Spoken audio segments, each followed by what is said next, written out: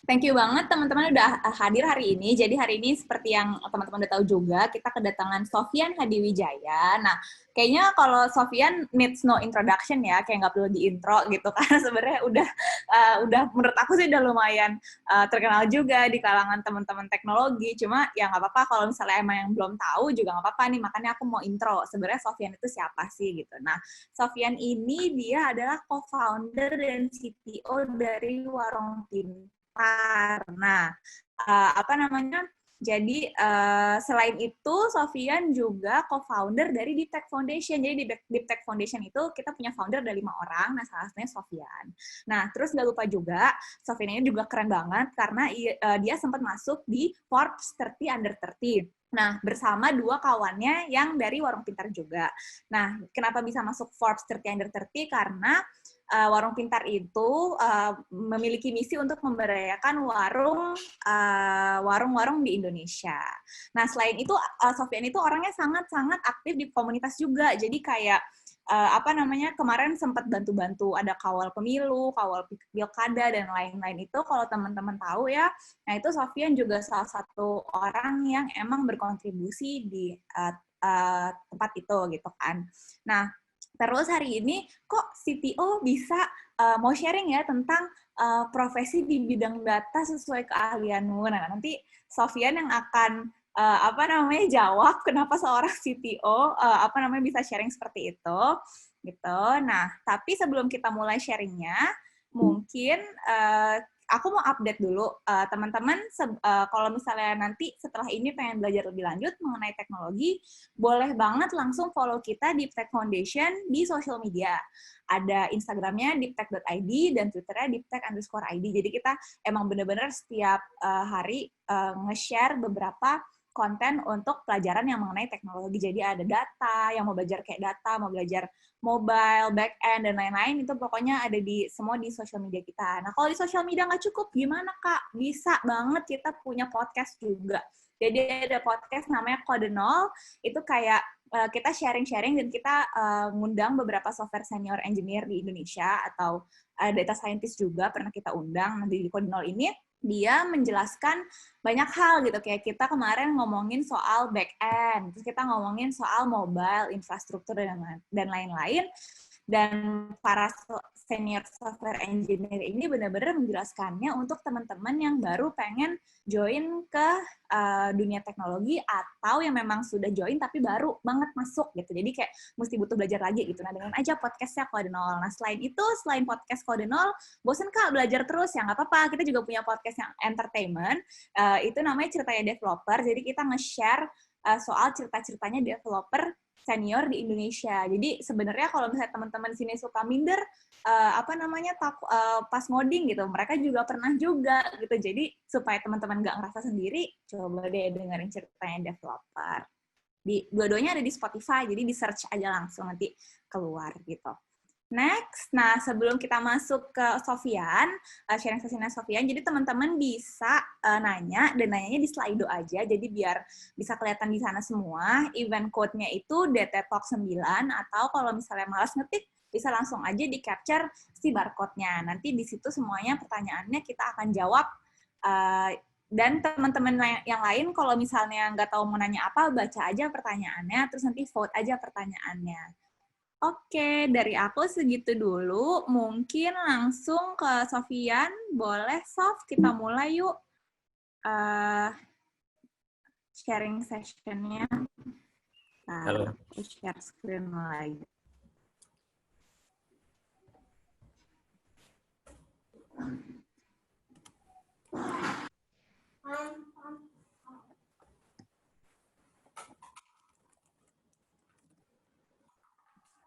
Oke.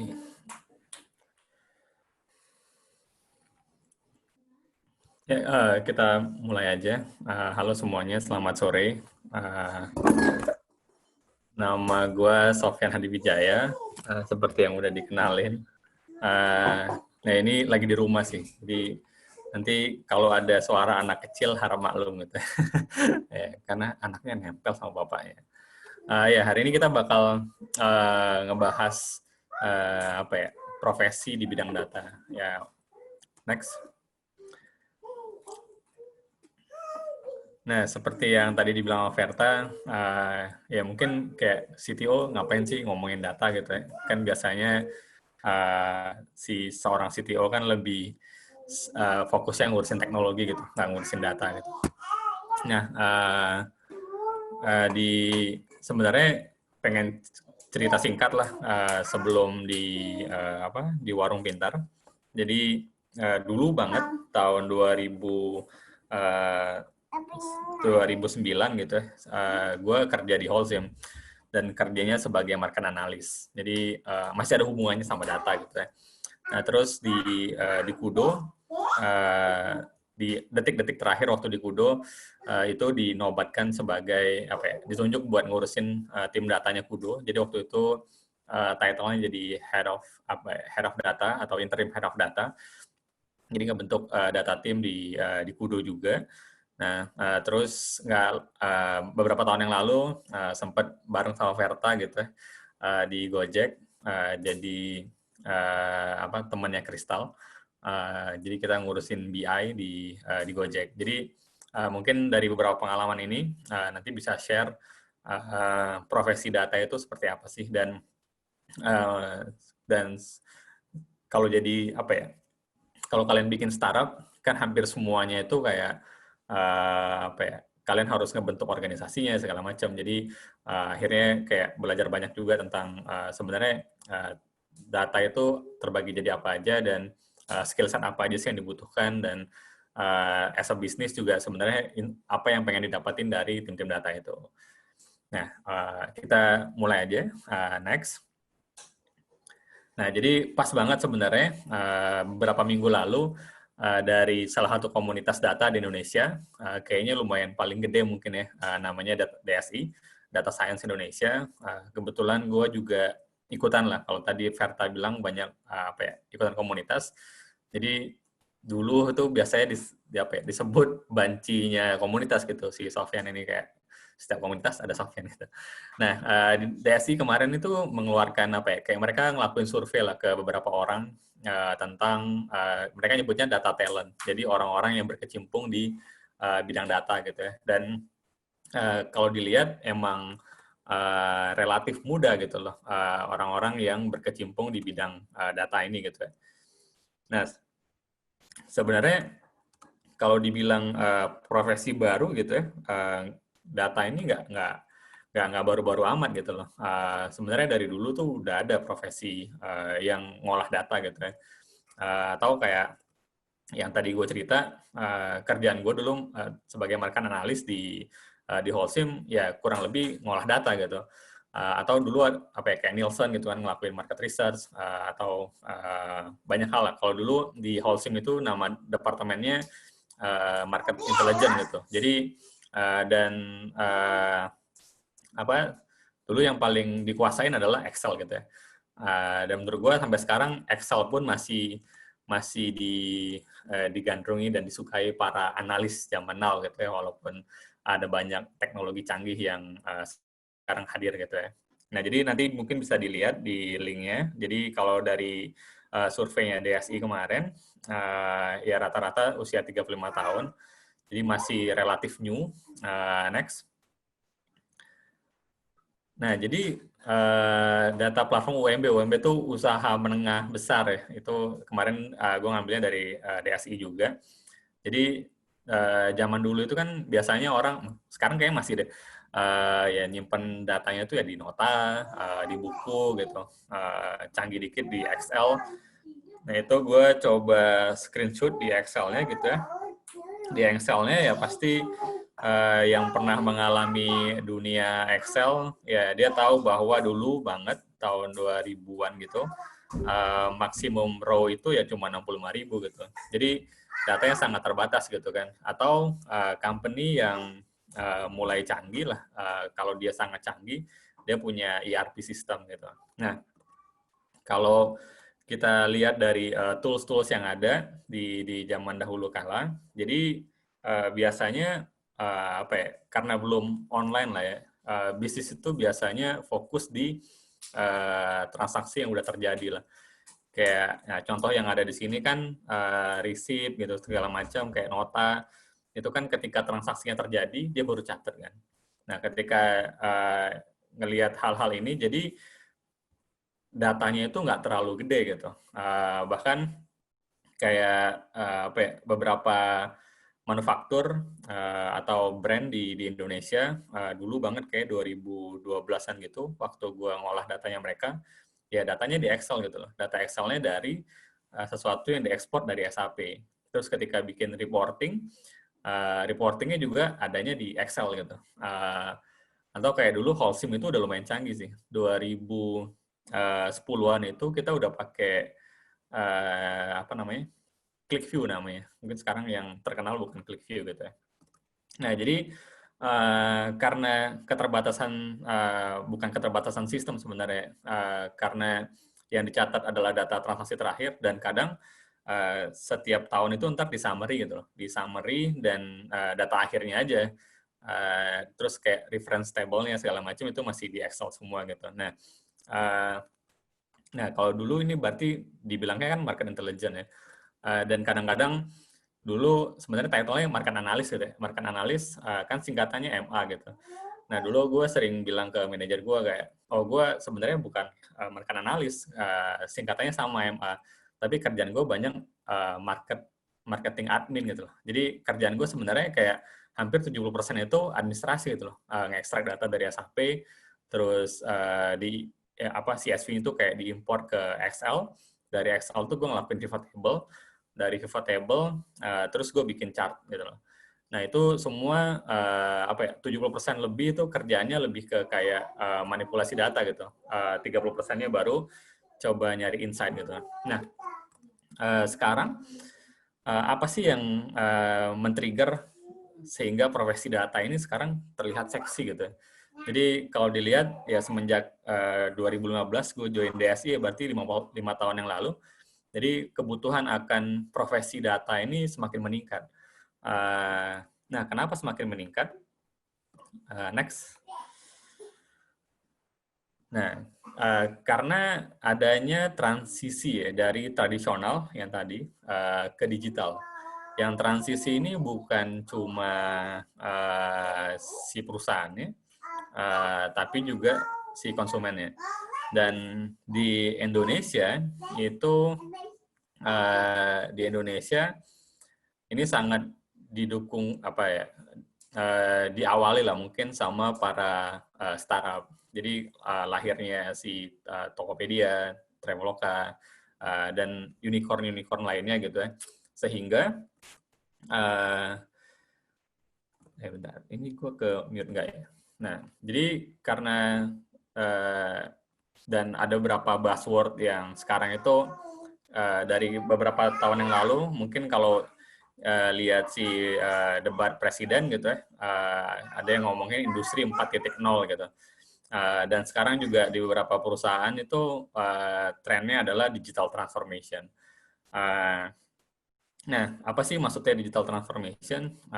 Ya bukan cuma mindahin sesuatu yang dulu misalnya dari tadi kayak nota ke dalam sebuah sistem pencatatannya, tapi juga gimana caranya mereka itu menggapai si konsumennya dengan digital juga gitu. Dan ketika ini terjadi,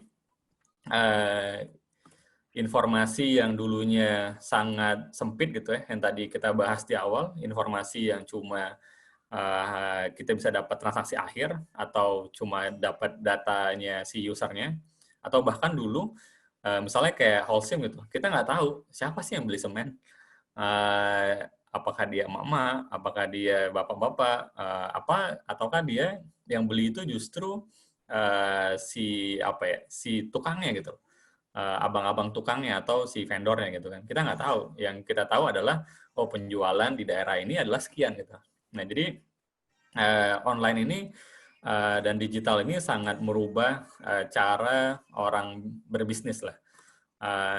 Nah, dan nggak cuma tadi ya, nggak cuma datanya sangat besar gitu, yang terjadi juga kecepatan datanya masuk gitu. Jadi kalau tadi kita ngomongin balik ke retail atau yang lain, kadang-kadang kayak dulu kita sangat mengandalkan ada perusahaan namanya Nielsen gitu ya. Jadi dia akan ngelakuin survei, terus kayak sensus gitulah, ke beberapa mereka dulu nyebutnya sampel, mereka nyebut ada populasi terus ada samplingnya. Nah nanti dari situ dia bisa kayak mengira-ngira kira-kira berapa gitu. Nah dari situ kita baru ngolah data gitu. Nah kalau kita ngelihat zaman sekarang kan kayak telat banget ya. Masa kita baru dapat data tahun ini ada di tahun depan gitu. Ya mungkin trennya udah mulai berubah gitu kan. Nah dengan berubahnya ke digital ini, akhirnya kayak semakin banyak data point yang bisa didapat gitu. Semakin banyak data point yang didapat, semakin banyak jenis data yang bisa didapat, dan inilah yang biasanya disebut sebagai big data gitu ya. Kan big data itu syaratnya kan ada 4 ya. Satu adalah volume. Jadi volume itu bukan ketika volumenya besar belum tentu dia dibilang big data gitu. Misalnya kayak dia punya berapa terabyte. Dan kadang-kadang ada minimum volume juga gitu ya. Volume yang besar itu mungkin udah lebih dari 1 terabyte gitu. Atau bahkan kalau kita ngomongin beberapa tools besar kayak Hadoop dan segala macam atau Spark gitu ya, yang mereka itu bisa ngebaca 1 petabyte itu dalam hitungan second gitu. Jadi kalau datanya nggak gede kurang gitu ya. Nah V yang kedua itu ya tentang variety-nya gitu loh, jenis-jenis datanya. Jadi seberapa banyak jenis datanya itu. Nah kayak tadi kan kalau kita lihat zaman dahulu kala ya jenis datanya dikit lah gitu ya. Kayak tadi misalnya gue ngomongin Holcim gitu, ya jenis datanya cuma ada penjualan akhir, terus cuma ada bill of material gitu, yang kebikin apa, kira-kira cost-nya berapa, itu didistribusi kemana, atau datanya warehouse gitu. Kita nggak bisa dapat tadi kayak data customer gitu kan. Nah ketika digital dan online, akhirnya kita bisa tahu dia itu siapa, terus dia ada di sosial media, kita bisa crawl sosial medianya, behavior-nya seperti apa gitu, atau kayak akhirnya dia beli apa sih sebelumnya, akhirnya muncul yang namanya recommendation engine gitu. Nah jadi tentang varietas tadi akhirnya membuat banyak kemungkinan hal yang bisa dikalkulasi gitu ya. Nah terus V yang selanjutnya adalah velocity yang tadi gue bilang gitu ya, datanya itu sangat cepat gitu. Jadi bahkan kita nggak sadar aja datanya diambil gitu ya, kayak beberapa kasus ya si perusahaan teknologi gitu. Kayak contoh yang menarik adalah ya waktu dulu di Gojek gitu ya. Di Gojek itu kan sangat real time ya, ketika dia matchingin antara rider sama driver gitu. Jadi kalkulasi itu seketika harus dilakukan gitu. Karena hitungan detik, gue sebagai konsumen pengen lihat si driver gue nongol dan gue pengen tahu posisinya di mana gitu. Nah ini yang disebut dengan velocity gitu. Nah karena velocity ini akhirnya data volumenya gede gitu kan. Dan V yang terakhir itu adalah si variety gitu ya. Jadi kayak ada banyak data yang unstructured. Jadi kalau tadi kita ngelihat datanya structured gitu ya, terstruktur tuh ya dia udah di-define kolomnya apa gitu ya, datanya apa. Nah, ada banyak data-data yang unstructured, yang tidak terstruktur dan harus diolah gitu. Contohnya kayak gambar gitu. Gambar kan akhirnya sekarang dengan komputasi yang infrastruktur yang semakin mumpuni buat melakukan komputasi, akhirnya ada kayak kecerdasan buatan yang bisa mengenali gambar gitu. Yang kayak sekarang trendingnya orang bisa ngebuat mukanya jauh lebih mudah gitu, kayak face app gitu. Atau yang paling mengerikan ada deepfake gitu kan. Nah jadi 4V ini ngerubah lah. Nah dengan adanya hal-hal kayak gini, maka perhitungan tuh semakin kompleks gitu. Perhitungan semakin kompleks dan secara bisnis akhirnya kita bisa ngebuat bisnis ini sangat optimal dengan banyaknya variabel-variabel baru yang bisa dimasukin dalam perhitungan. Nah, dan tentunya sekarang juga yang paling hits juga para perusahaan tuh pengen banget dia bikin personalisasi gitu. Jadi orang-orang itu kayak misalnya sekarang kalau kalian lihat si bagian explore di Instagram kalian, lah itulah kalian gitu lah. Apa yang kalian like, teman kalian dan segala macam. Nah itu semua bisa terjadi gitu ya.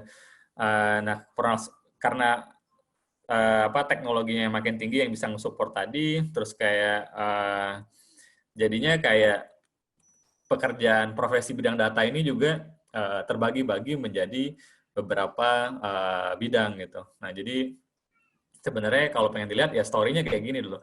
Jadi kayak tadi ceritanya kalau gue pribadi bisa mengolah data dengan cuma Excel. Nah sekarang itu nggak bisa cuma Excel doang. Tadi kalau dilihat coba deh kalau kita bayangin gitu ya.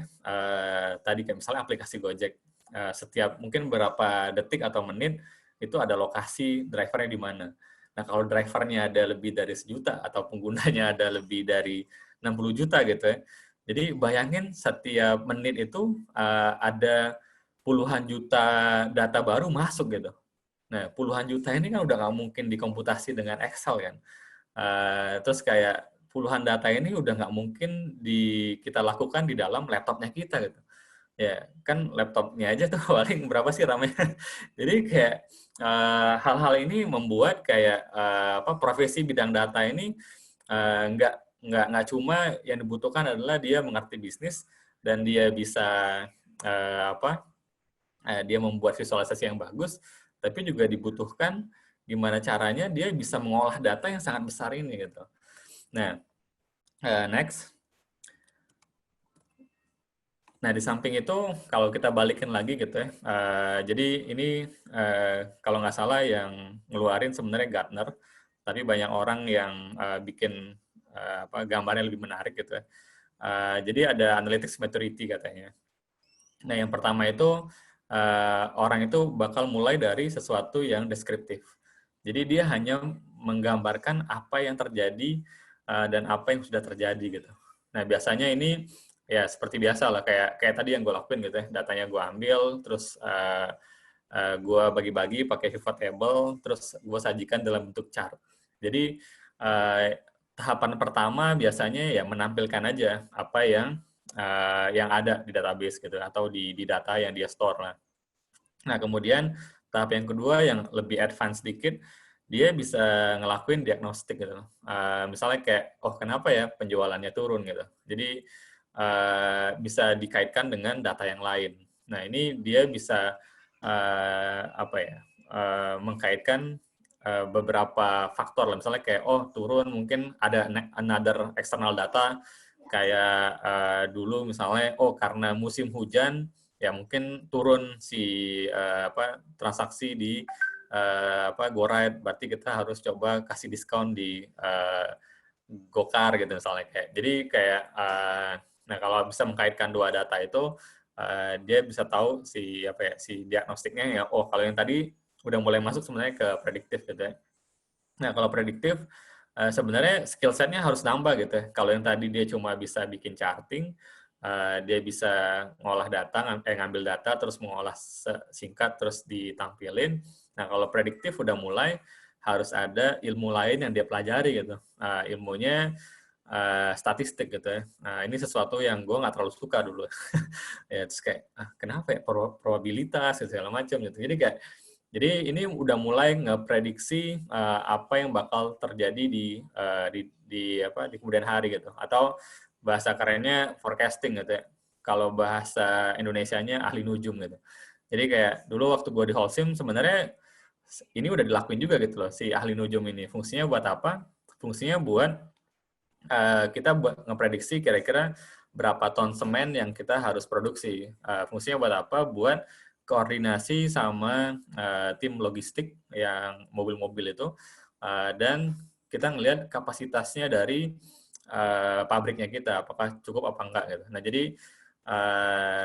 si prediktif, nah next-nya apa? Next-nya ada si preskriptif ini gitu loh. Jadi kalau belajar dulu kayaknya di perkuliahan ini udah masuk ke DSS ya. Jadi Decision Support System. Jadi dia udah bisa ngerekomendasiin kira-kira apa yang harus langkah yang diambil gitu. Kalau tadi prediktif tuh dia kayak forecast aja, misalnya kayak oh dari tahun lalu kayaknya kita bisa jualan lebih deh gitu. Kalau trennya kayak gini terus. Nah, kalau si preskriptif dia udah ngasih tahu kira-kira aksi apa yang harus dilakukan. Nah, jadi next, gue pencet di keyboard gue. Next. Ya, jadi nah kalau di sana dibilang bahwa yang kiri itu, jadi diagnostik ini semi advance gitu. Yang kiri itu yang tradisional. Jadi biasanya, nah yang ke kanan ini makin ke kanan dia makin advance. Jadi kalau katanya yang kiri ini semakin banyak inputan si manusianya. Kalau makin ke kanan, si inputannya itu apa ya, yang dilakukan si manusianya makin sedikit gitu. Jadi makin ke sana tuh makin advance gitu. Next. Nah, dan di beberapa tahun terakhir muncullah kata baru, ya, kata baru yang kalau dia lebih mature lagi namanya kognitif. Jadi kognitif ini dia belajar sendiri gitu. Sekarang tuh lagi tren gitu ya, ada auto ML gitu. Jadi kayak dia bisa baca sendiri datanya, terus dia ngasih rekomendasi sendiri. Jadi kayak ini udah fully automation. Jadi kalau tadi si prescriptive ini udah masuk ke DSS, Decision Support System, kalau kognitif ini udah decision automation gitu. Jadi dia belajar dari data-data sebelumnya dan langsung ngambil keputusan gitu. Kayak mungkin ini sekarang lagi ngetren kayak ini ya, pakai si Tesla kan, si mobilnya bisa nyetir sendiri gitu. Jadi kayak atau ini sebenarnya logonya si, kalau ada yang sadar ini logonya si IBM Watson gitu ya. Yang dia dipakai di apa namanya di healthcare gitu ya, buat prediksi ini sakit apa dan segala macam. Jadi kayak makin kesini makin mature gitu. Jadi nah ini akan berimpact banget sama profesi si bidang data gitu. Next. Nah, kalau dari surveinya DSI tadi, tadi kita udah ngelihat background-nya gitu ya. Jadi biar kebayang nanti sebenarnya data itu di perusahaan kayak apa sih, dan kira-kira gue bakal ngapain aja gitu ya. Nah, yang pertama yang sebenarnya bisa dikategorikan ada business analis, data analis, data engineer, sama beberapa di sebelahnya gitu ya. Nah ini dari slide-nya DSI. Nanti gue tambahin beberapa yang gue keinget di kepala gitu ya. Jadi yang pertama ada business analis, profesi yang berkaitan dengan bidang konsultasi di mana pekerja mengolah data secara terbatas untuk merancang suatu solusi, strategi kelompok profesi. Jadi kayak business analis ini dia lebih banyak ke bisnis gitu ya. Nah, sama kayak kalau kita kaitkan dengan si analytic frameworks atau analytics maturity, data analis dan business analis ini ranahnya masih di yang pertama gitu, yang tradisional tadi, yang dia deskriptif. Ini kerasa banget waktu dulu gue masuk di Holcim gitu, emang biasanya tahap pertama dari perusahaan ya dia cuma ngeliatin keadaan bisnis sekarang gitu ya, kayak soalnya kadang-kadang ditanya kayak revenue kita sekarang berapa? Nah, ya, dari chart itu gitu kayak oh di daerah ini gimana? Ya kita bagian region gitu. Nah, terus sekarang yang lagi ngetren lagi ada yang namanya data engineer gitu ya. Data engineer ini kayak tadi ketika kita ngomongin data yang tadi sangat besar, data yang variasinya banyak, data yang velocity-nya, kecepatannya itu cepat gitu ya. Terus ada yang data yang tidak terstruktur seperti suara, gambar, dan lain sebagainya gitu ya. Nah, kita butuh orang lain yang atau kayak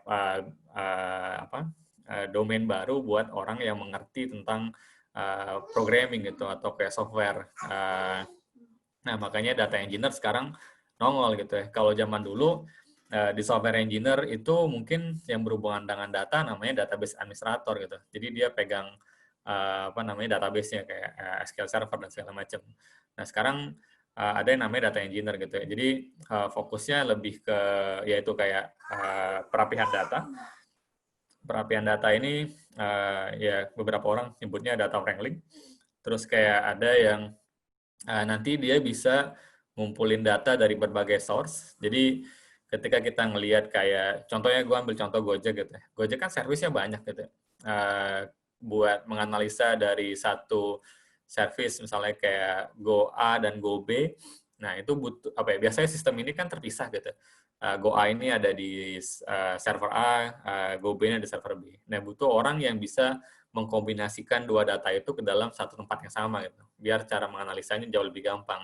Nah, itu proses seperti itu namanya ETL gitu ya, extract, transform, load. Nah, ini biasanya dilakukan sama si data engineer. Dan datanya kan akan diambil berkala. Nah, berkala ada beberapa tools yang bisa dipakai, kayak kalau yang berbayar gitu, ada si Mnisio, terus ada Pentaho. Di beberapa company yang startup biasanya kita lebih suka sama open source gitu ya, karena gratis kita lebih suka si open source. Ada beberapa tools kayak tadi misalnya kayak ada Airflow, ada Digdag dan segala macam lah buat ngumpulin data-data ini. Nah, jadi skill setnya mereka ya harus mengerti programming gitu ya, ngerti SQL buat narikin data, ngolah data menjadi data yang sangat yang bersih dan udah siap buat dipakai oleh para yang tadi di atas, si business analyst dan data analyst gitu. Jadi mereka nggak terlalu mikirin si kompleksitas data yang sebenarnya belum jadi gitu ya. Next. Nah, kemudian ada yang lagi ngetren akhir-akhir ini gitu ya, ada yang namanya data scientist gitu. Kayak tadi kata Verta sebelumnya ada Dipta tentang data scientist. Nah, ini yang yang paling agak rancu di Indonesia gitu tentang title si data scientist. Jadi banyak banyak orang tuh kayak either company-nya atau orangnya gitu ya, yang bilang bahwa dirinya data scientist gitu. Nah, dari beberapa seminar yang gue sering ikutan, data scientist ini sebenarnya a bit kompleks itu, karena dia menyatukan 3 domain yang berbeda gitu ya, antara tadi kayak si komputer, statistik, sama si bisnis gitu. Jadi sebenarnya data scientist ini tuh paket komplit. Jadi orangnya itu bisa ngelakuin analisa, dia bisa ngelakuin, dia bisa nge-research juga ke lapangan, terus dia bisa dia ngerti tentang statistical theory, statistical modeling gitu, dan dia ngerti juga ngoding karena agak susah kalau nggak terjadinya di coding gitu. Jadi dan dia bisa ngelakuin storytelling gitu.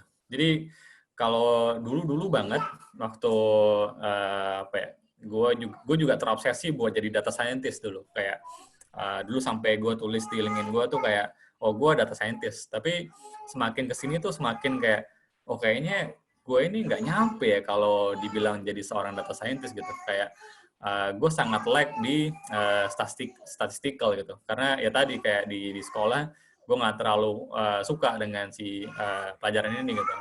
Yang gue lakuin justru dulu adalah ya banyak kayak baca paper atau apa yang udah jadi, terus tinggal ngedeploy itu, terus masukin data gitu ya kayak. Nah jadi terus semakin kesini gue semakin sadar bahwa data scientist ini bukan sesuatu yang bisa dipelajari secara cepat gitu. Bahkan di beberapa artikel di luar kayak itu ditulis bahwa untuk menjadi seorang data science ya dia at least minimal katanya harus S3 gitu, PhD gitu. Jadi kayak nah hal-hal ini, nah makanya di Indonesia kalau gue lihat kadang-kadang kebalik gitu, kayak dia data analis tapi dianggapnya data scientist. Nah, gue nggak tahu siapa yang salah. Kadang-kadang juga requirement dari company-nya itu nggak gitu juga gitu. Jadi, dan ini terjadi ketika gue nge-interview lah. Gue nge-interview kayak, dia bilangnya, oh ya saya data scientist mas. Oke, data scientist. Misalnya gue nanya kayak, paper apa yang udah kamu tulis kayak, oh saya nggak bikin paper mas. Paper itu apa ya mas? Misalnya kayak gitu. Jadi kayak setelah gue lihat, kesehariannya ya itu cuma ngelakuin si deskriptif gitu. Dia cuma menampilkan datanya apa gitu kan. Jadi kayak, nah itu yang disayangkan di Indonesia sih menurut gue. Nah terus ada profesi satu lagi yang termasuk dari data talent, yaitu researcher. Nah, kalau ini sangat gede, gue nggak tahu di company lain. Kalau di Gojek ini kayak divisi sendiri gitulah si researcher ini. Jadi kerjaannya ini lebih banyak ke ke kualitatif gitu ya. Jadi kalau hal-hal tadi yang di atas, kalau kayak dia ngelakuin deskriptif, itu sebenarnya kebanyakan yang dilakukan adalah dia menganalisa hal-hal yang bentuknya itu kuantitatif gitu ya, sesuatu yang udah ada di dalam data store yang dia pakai lah. Nah, jadi kalau researcher kayaknya mayoritas kebanyakan yang dilakukan adalah kualitatif. Nah, kalau di bidang data, kuantitatif itu bisa ngasih tahu apa namanya what-nya. Nah, why-nya itu harusnya kita gali lagi dengan research gitu ya. Nah, jadi ini beberapa bidang data yang kemarin disurvei sama DSI. Nah, kalau kita bagi next, sorry, gue tadi pencet keyboard. Nah, next, nah ini gue ambil dari Data Academy. Jadi kalau tadi ngomongin tradisional dan engineering, jadi kalau dikuadranin kurang lebih kayak gini. Jadi data analis itu ya dia bisa ada di ya emerging dan business oriented. Terus kayak oh ya ada juga yang bilang apa ya, kayak misalnya di Gojek BI analis gitu. Kalau yang bingung kadang-kadang mirip-mirip nih antara BI, business analis dan data analis gitu. Jadi tergantung company-nya sih. Mereka nge-labelinnya seperti apa gitu ya. Jadi nah yang membutuhkan engineering ya pasti kayak tadi data engineer.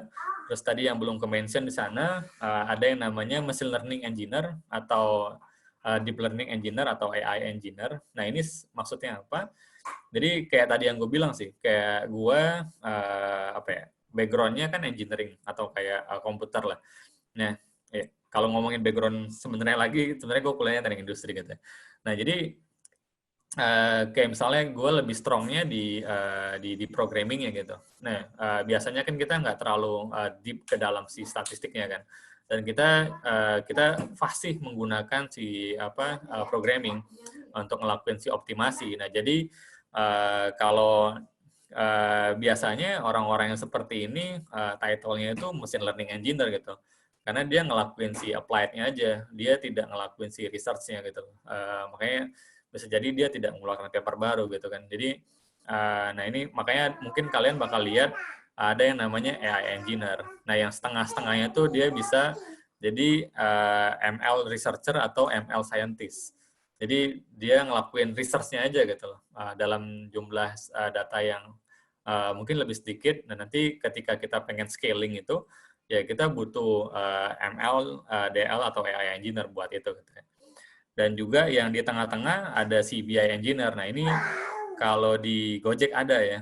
Jadi di Gojek itu ada BI Core namanya. Nah ini dia lebih ke kerjaan CBI, ngelakuin kayak tadi ETL, setengah-setengah antara analis sama ETL gitu ya. Nah jadi ini kalau dibagi kuadran, next.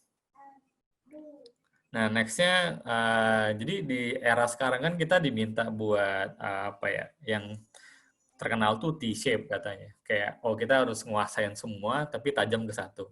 Nah, kalau dipetain, nah ini sebenarnya gue setuju sama data academy gitu ya. Nah, data analis tuh dia lebih strongnya data analis, BI analis, itu dia lebih strong ke bisnisnya sih. Nah, makanya kayak mungkin background-nya dia itu lebih banyak apa ya, ya lebih banyak di ranah si bisnisnya. Jadi dia tahu bisnis acumen lah. Jadi dia punya sense tentang bisnis dan yang pasti dia harus bisa ngelakuin data visualisasi. Jadi, nah yang lain-lainnya ya cukup aja lah dia tahu sedikit programming, mungkin di sini bisa SQL gitu ya. Karena tadi misalnya kayak datanya nggak cuma bisa di Excel aja, tapi ada di beberapa part yang lain. Nah makanya di situ ada sedikit bagian di big data gitu. At least dia mengerti bahwa ada di big data gitu. Dan dia tahu tentang si mathematical dan statistical lumayan lah gitu. Jadi, nah ini kalau dilihat sebarannya kayak gitu si data analisnya. Nah, sedangkan data scientist itu hampir full blown, tapi biasanya dia lumayan lag yang di software engineer dan deploy-nya. Jadi biasanya dia udah bisa ngelakuin, tapi tadi ya kayak dalam skala kecil gitu. Nah, ketika pengen kayak oh gimana caranya biar bisa di inference atau di apa ya, di inference itu kayak model yang sudah di training, terus kita masukin data baru, terus nanti dia kasih rekomendasi prediksinya, nah, itu inference ya. Nah, ketika kita inference, nah itu gimana cara sistemnya jauh lebih scale. Nah, itu ML deployment. Nah, ini kita butuh tadi ya si ML engineer buat bantuin si data scientist ini. Jadi beberapa yang dia harus kuat ya dia pastinya kuat di matematika dan statistiknya. Dia butuh yang namanya data visualization. Dia butuh data visualization buat apa? Ya kayak tadi buat ngelakuin storytelling gitu. Soalnya kalau kita tidak memilih chart yang tepat, ya orang bisa persepsinya beda-beda gitu. Nah, terus ada ya dia harus bisa ngelakuin data wrangling sendiri. Jadi kadang-kadang datanya nggak bersih, ya dia harus bisa ngelakuin bersih-bersih datanya. Makanya ini biasanya dilakuin sama orang-orang yang PhD gitu ya. Jadi dia bakal narik survei, narik data, terus dia coba komputasi datanya gitu.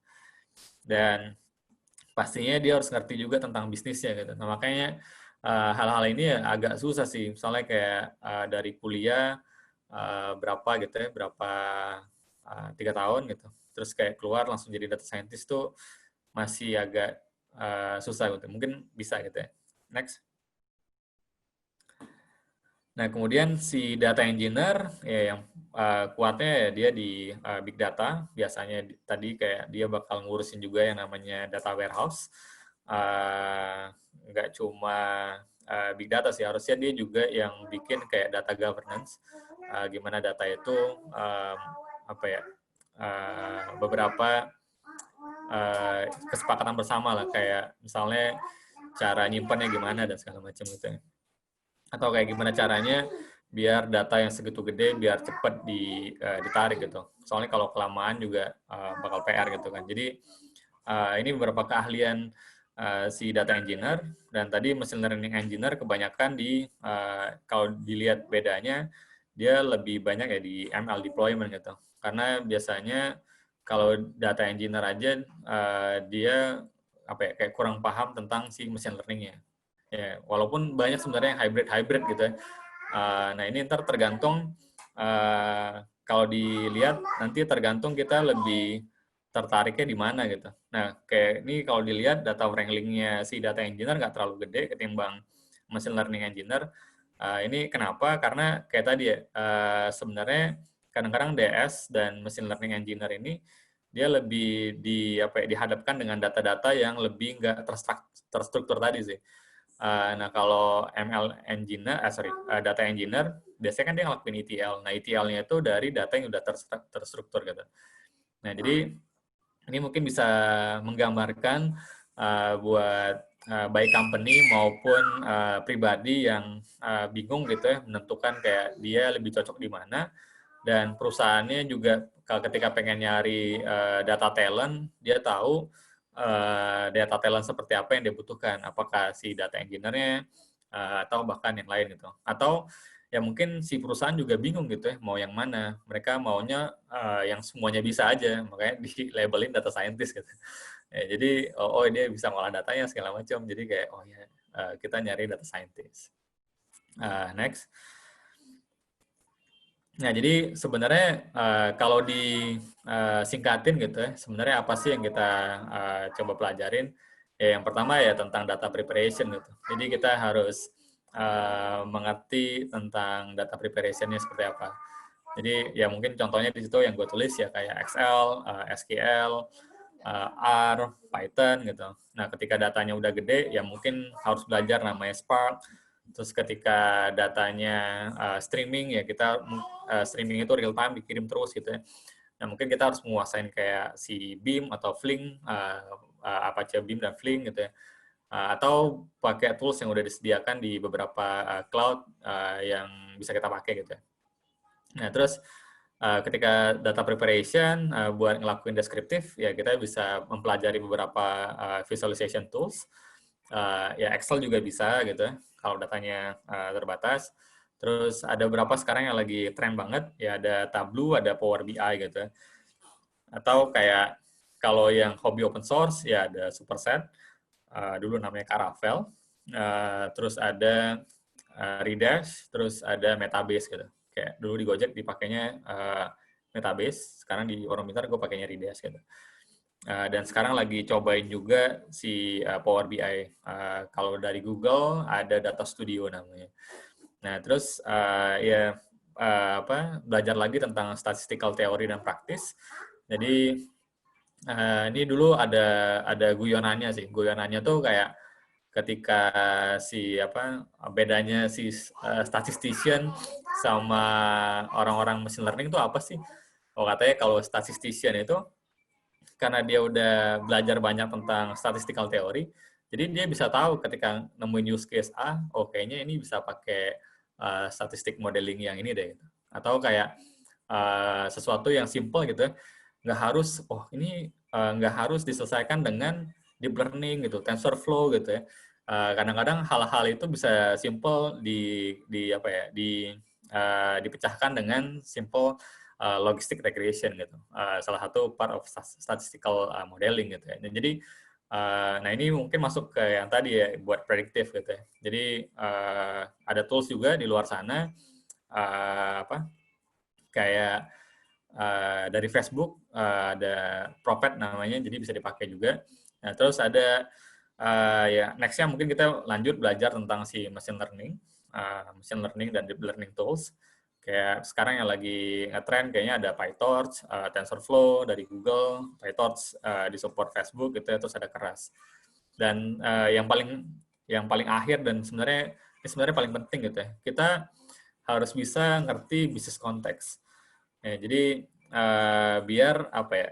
Jadi metodologi atau apapun yang kita pilih itu bisa menjawab kebutuhan bisnis gitu loh, bukan cuma keren-kerenan gitu kayak oh ya gue bikin recommendation engine gitu, atau kayak di Warung Pintar ya kita kemarin butuh buat routing yang paling optimal itu gimana. Jadi kita ngelihat ya ada 3 hal, capacity-nya, si mobilnya gitu kan, terus kayak jaraknya sama waktunya, bisa jadi waktu bongkar muat. Gitu. Jadi nah hal-hal kayak gini itu akan berimpact ke bisnis gitu ya. Jadi kalau disingkat, kayaknya ini, terus kalau tadi di back, kalau bingung pilih yang mana, nah tadi ya misalnya kayak, oh gue berasal dari, gue kuliahnya computer science, kalau pengen masuk ke data, gue pasnya di mana ya?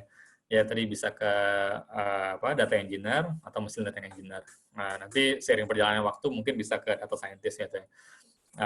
Atau misalnya kayak oh gue belajarnya sekolahnya statistik, gue bisa masuk di mana gitu ya. Ya tadi misalnya kayak ada data analis, ini yang tadi nggak kelihatan ada statistician. Jadi kayak di Warung Pintar itu ada role namanya statistician gitu ya. Jadi bingung namanya apa, karena data science jauh di atas gitu ya.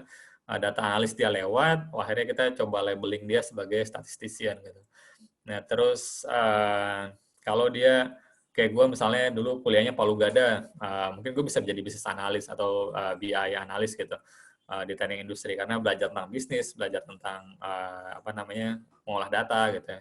Nah jadi nanti coba dilihat-lihat lagi hobinya kemana dan biar pas cari kerja itu pas gitu, nggak kaget gitu kayak waktu misalnya kayak ngambil, oh ternyata gue nggak bisa coding nih, terus kayak, oh datanya gede banget ya, ini gimana? Kayak, oh gue nggak biasa pakai toolsnya, jadi bisa di-prepare lebih awal, tapi balik lagi, sekarang itu semuanya butuh yang bisa ngerti semuanya, biar bisa kolaborasi gitu. Jadi kita ya jangan menutup diri buat belajar hal semuanya, gitu sih. Next. Ya, mungkin sekian dari gua. Terima kasih. Nanti kita lanjut ke tanya jawab aja kali ya. Gimana Ibu Verta? Bentar, oke. Thank you Sofia udah sharing. Nah teman-teman, gimana nih sebelum kita masuk tanya jawab, boleh dong coba di chat. Sekarang udah tahu belum maunya jadi apa? Data analyst, data scientist, atau tadi ada machine learning engineer? Ada yang mau sharing dikit di chat? Belum ada ya. Ya udah kalau gitu kita tanya jawab aja deh. Sebentar, aku sharing screen lagi. Tuh ada data analis, data engineer. Oke. Boleh. Nanti dipelajarin lagi. Kalau nggak ada, weh.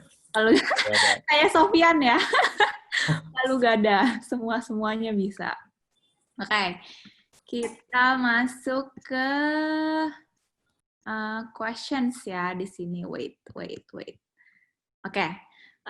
Ini yang paling banyak di vote nih. Apa saja yang biasanya dilihat oleh recruiter atau user ketika membuka lowongan data analis atau data scientist? Nah, terus tips and triknya agar memukau user atau recruiter, ada nggak nih, Sof? Apa saja yang biasanya dilihat oleh recruiter? Kayak sekarang yang paling dilihat itu apa ya? Karya sih. Ya. Ini gue bagi sesuatu yang OOT gitu ya. Jadi gue pribadi nggak lulus kuliah gitu.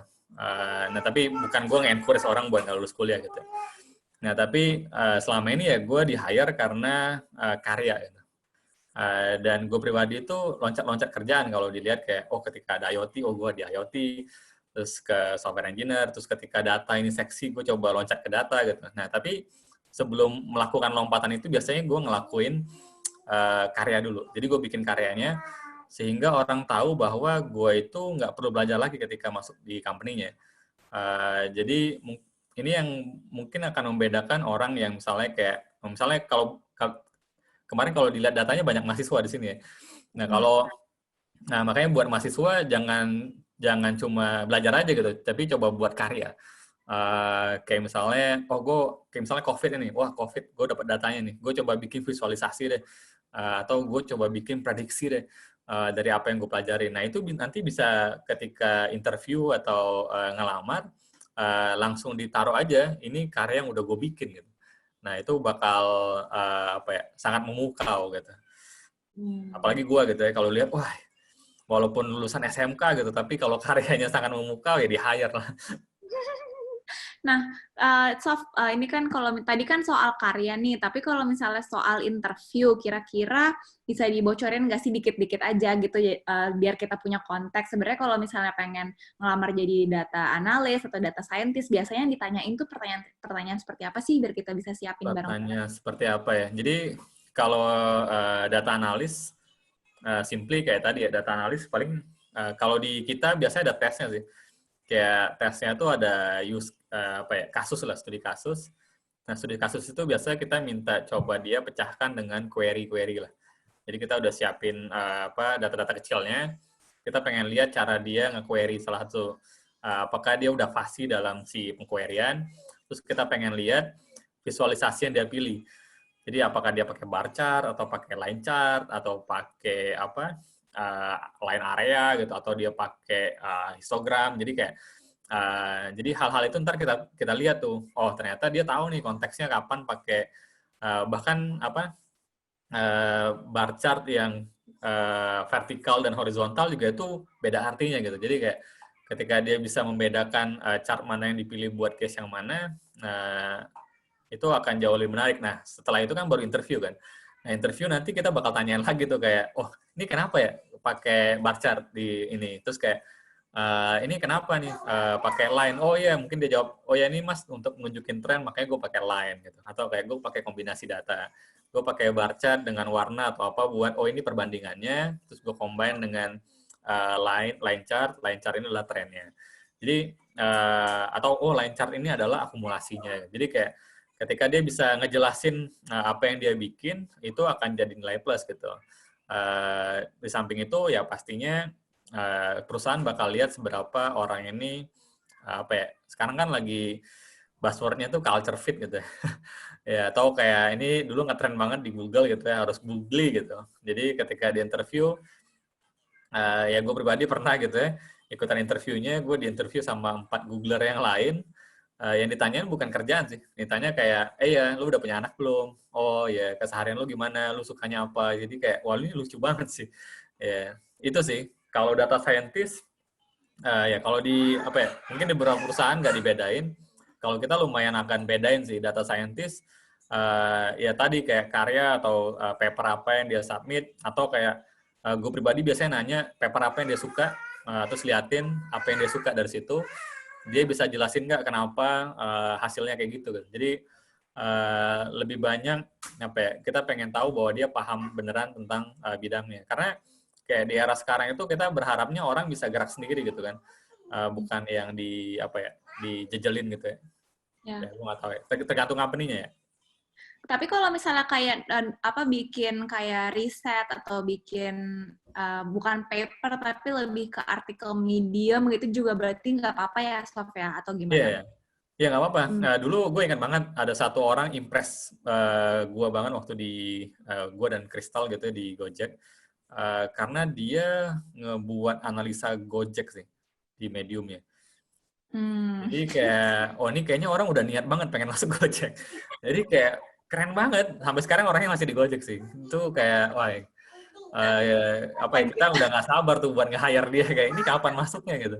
Ya ternyata dia di apa ya dulu di hold lah sama perusahaan lamanya. Terus kita tanya terus, gimana, kapan bisa masuk? Gitu. Oke. Ya nggak harus paper sih emang ya, tulisan Medium itu juga apa ya, ya at least kita ngelihat cara dia nulis dan segala macam. Mungkin kalau teman-teman di sini pengen jadi data analis atau data scientist Warung Pintar, tulis aja ya berdata analisa Warung Pintar terus dipublish ke Medium, ntar kirim ke Sofian, Mas coba baca dong gitu. Ya kali aja kan cari kesempatan. Oke.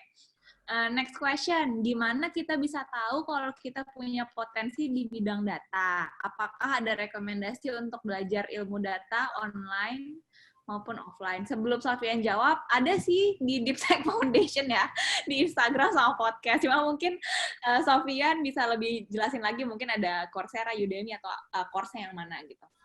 Ya, sebenarnya di luar kayaknya banyak ya. Kalau gue pribadi lebih banyak interaksi sama yang lokal gitu. Ya, ada beberapa lah, kayak ada yang gue tahu ya, ada Daki Lab, ada Algoritma, ada Ikra namanya. Nah, kebetulan gue ikutan di Ikra sih, IYKRA. Nah, Ikra itu kita bikin dari apa ya, dari komunitas DSI. Jadi kayak dulu beberapa orang-orang senior di DSI kita bikin kurikulum yang paling pas. Jadi dulu sebelum kita bikin kurikulumnya, kita tuh nge-survey ke para business owner, kayak kira-kira apa sih yang lo butuh, kira-kira lo struggling-nya di mana sih. Nah itu kita petain, jadi kayak kira-kira materi apa yang cocok. Dan dulu kita jembrengin semua kan, kayak wah ini kayaknya nggak bisa deh, ini butuh 6 bulan gitu. Dan di akhirnya kita kasih kayak ada namanya tuh capstone project. Capstone project itu biar nggak ilmunya nguap gitu aja gitu ya, kita kasih magang di beberapa perusahaan yang kerjasama dulu. Nah setahu gue kayak Dekilab juga ada dan yang lain juga ada gitu. Jadi kayak kalau course online kayak banyak ya. Yang paling disukain orang biasanya dulu punyanya si Andrew Ang itu. Iya, Ya, iya. tercari aja, Andrew Ang itu banyak bikin materi kayaknya. Kayaknya itu jadi bapaknya para data scientist lah. Oh, atau sebenarnya sih kemarin tuh kita baru nulis di Instagram kita bahwa kan teman-teman sekarang juga bisa kuliah di MIT secara online dan secara gratis. Nah, itu juga ada course data kayaknya. Jadi bisa lihat aja konten kita yang itu, soalnya ada link link ke course-nya. Nanti dibuka aja dari situ, bisa di-search kayak misalnya data science atau apa gitu. Itu juga ada kan, itu jadi salah satu opsi juga, dan itu dari MIT lagi ya, Sof ya. Oh iya. Oke, next-nya. Ini sebenarnya pertanyaannya udah agak terjawab sih, cuma mungkin Sofian mau sharing lagi seberapa berat atau sulit persaingan mendapatkan pekerjaan di startup ternama di bidang data, tapi kuliahnya bukan dari data atau IT. Nah, tadi Sofian aja teknik industri, coba diceritakan. Jadi yang tadi gue bilang sih, kita nggak apa ya, nggak mulu ngelihat si background-nya sih. Jadi kayak lebih kayak tadi ya, tesnya dan segala macam. Nah, sebenarnya kalau ngomongin seberapa sulit banget persaingannya. Karena yang apply itu banyak banget sih. Serius, kayak dulu kalau ngelihat apa ya, yang masuk itu kayak banyak banget. Nah, kan bingung kan, nilainya yang mana yang mau diliatin gitu kan.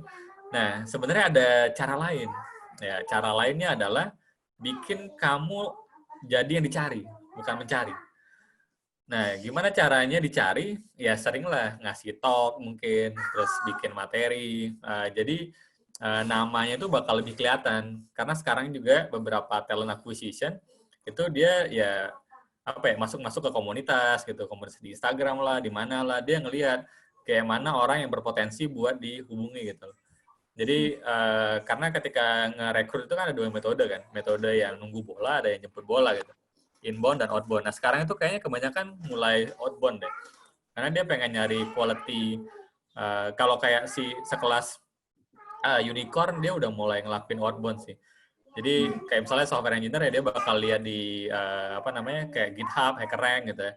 Nah kalau di data kan ada Kaggle dan itu orang mungkin bisa lihat tuh hasil karya dia di Kaggle gimana. Jadi dan bagus juga buat kita ngelakuin latihan gitu. Jadi kayak itu aja biar bisa nge-impress dan kita lebih terang ketimbang orang lain yang cuma diem aja sih. Tapi tadi menarik sih, Sof. Tadi lo sempat mention juga kan kayak, oke, nggak apa-apa, bikin diri lo jadi yang dicari, terus dengan cara ngasih talk. Nah, ini mungkin bisa jadi ide buat Deep Tech juga nih, kita nih. Kita mungkin bisa kasih platform buat teman-teman di sini nih, yang misalnya, apa namanya, pengen sharing, tapi nggak tahu di mana, mungkin nanti next-nya kita bisa bikin event kali ya. Untuk teman-teman junior yang sharing gitu, nanti yang dengerin juga teman-teman junior, jadi diskusinya bisa lebih engage gitu. Bagus idenya tadi, Sof. Oke, next pertanyaan yang juga di vote banyak, ada 3 orang yang vote.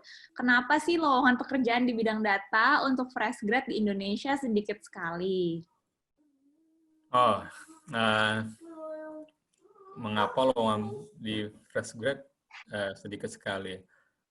Nah, tergantung sih. Kalau kita nggak kenal fresh grad apa enggak sih. Yang penting, kayak tadi ya, dia skillful apa enggak sih.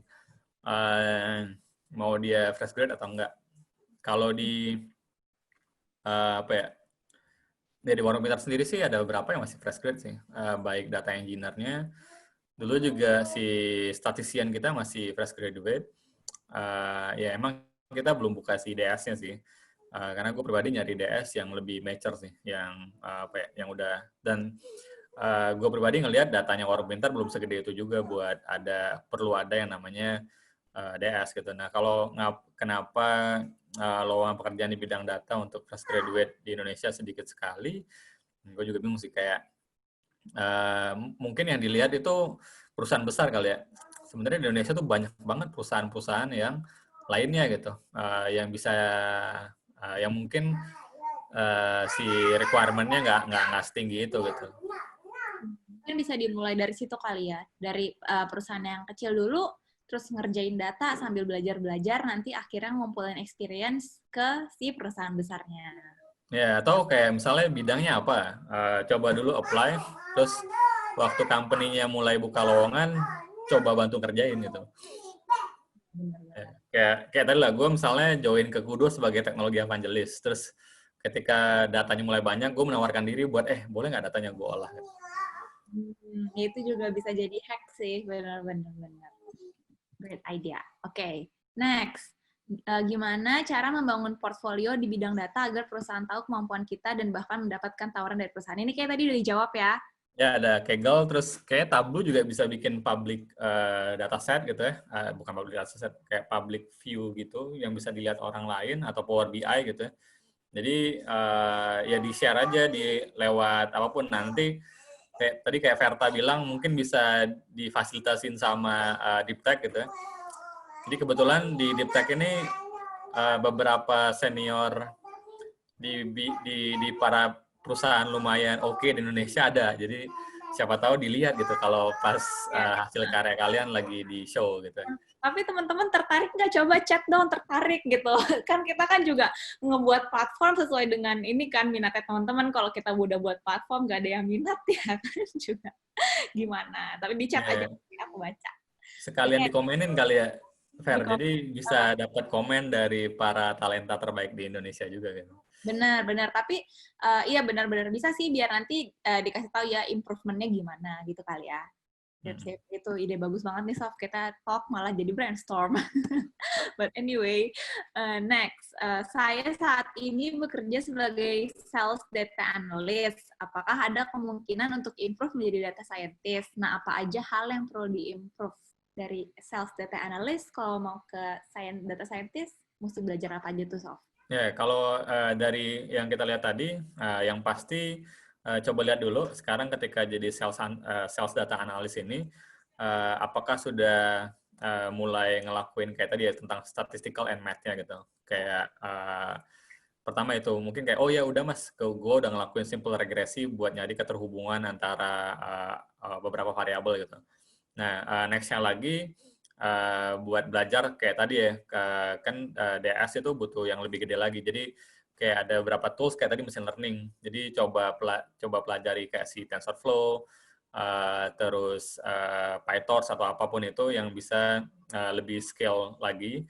Terus kayak, nah tadi tanya lagi juga ketika sales data analysis ini seberapa gede data yang di-handle dan pakai apa gitu. Nah, kalau tools-nya belum ke yang teknologi kekinian, kayak misalnya SQL, ya coba pelajarin lagi si SQL-nya.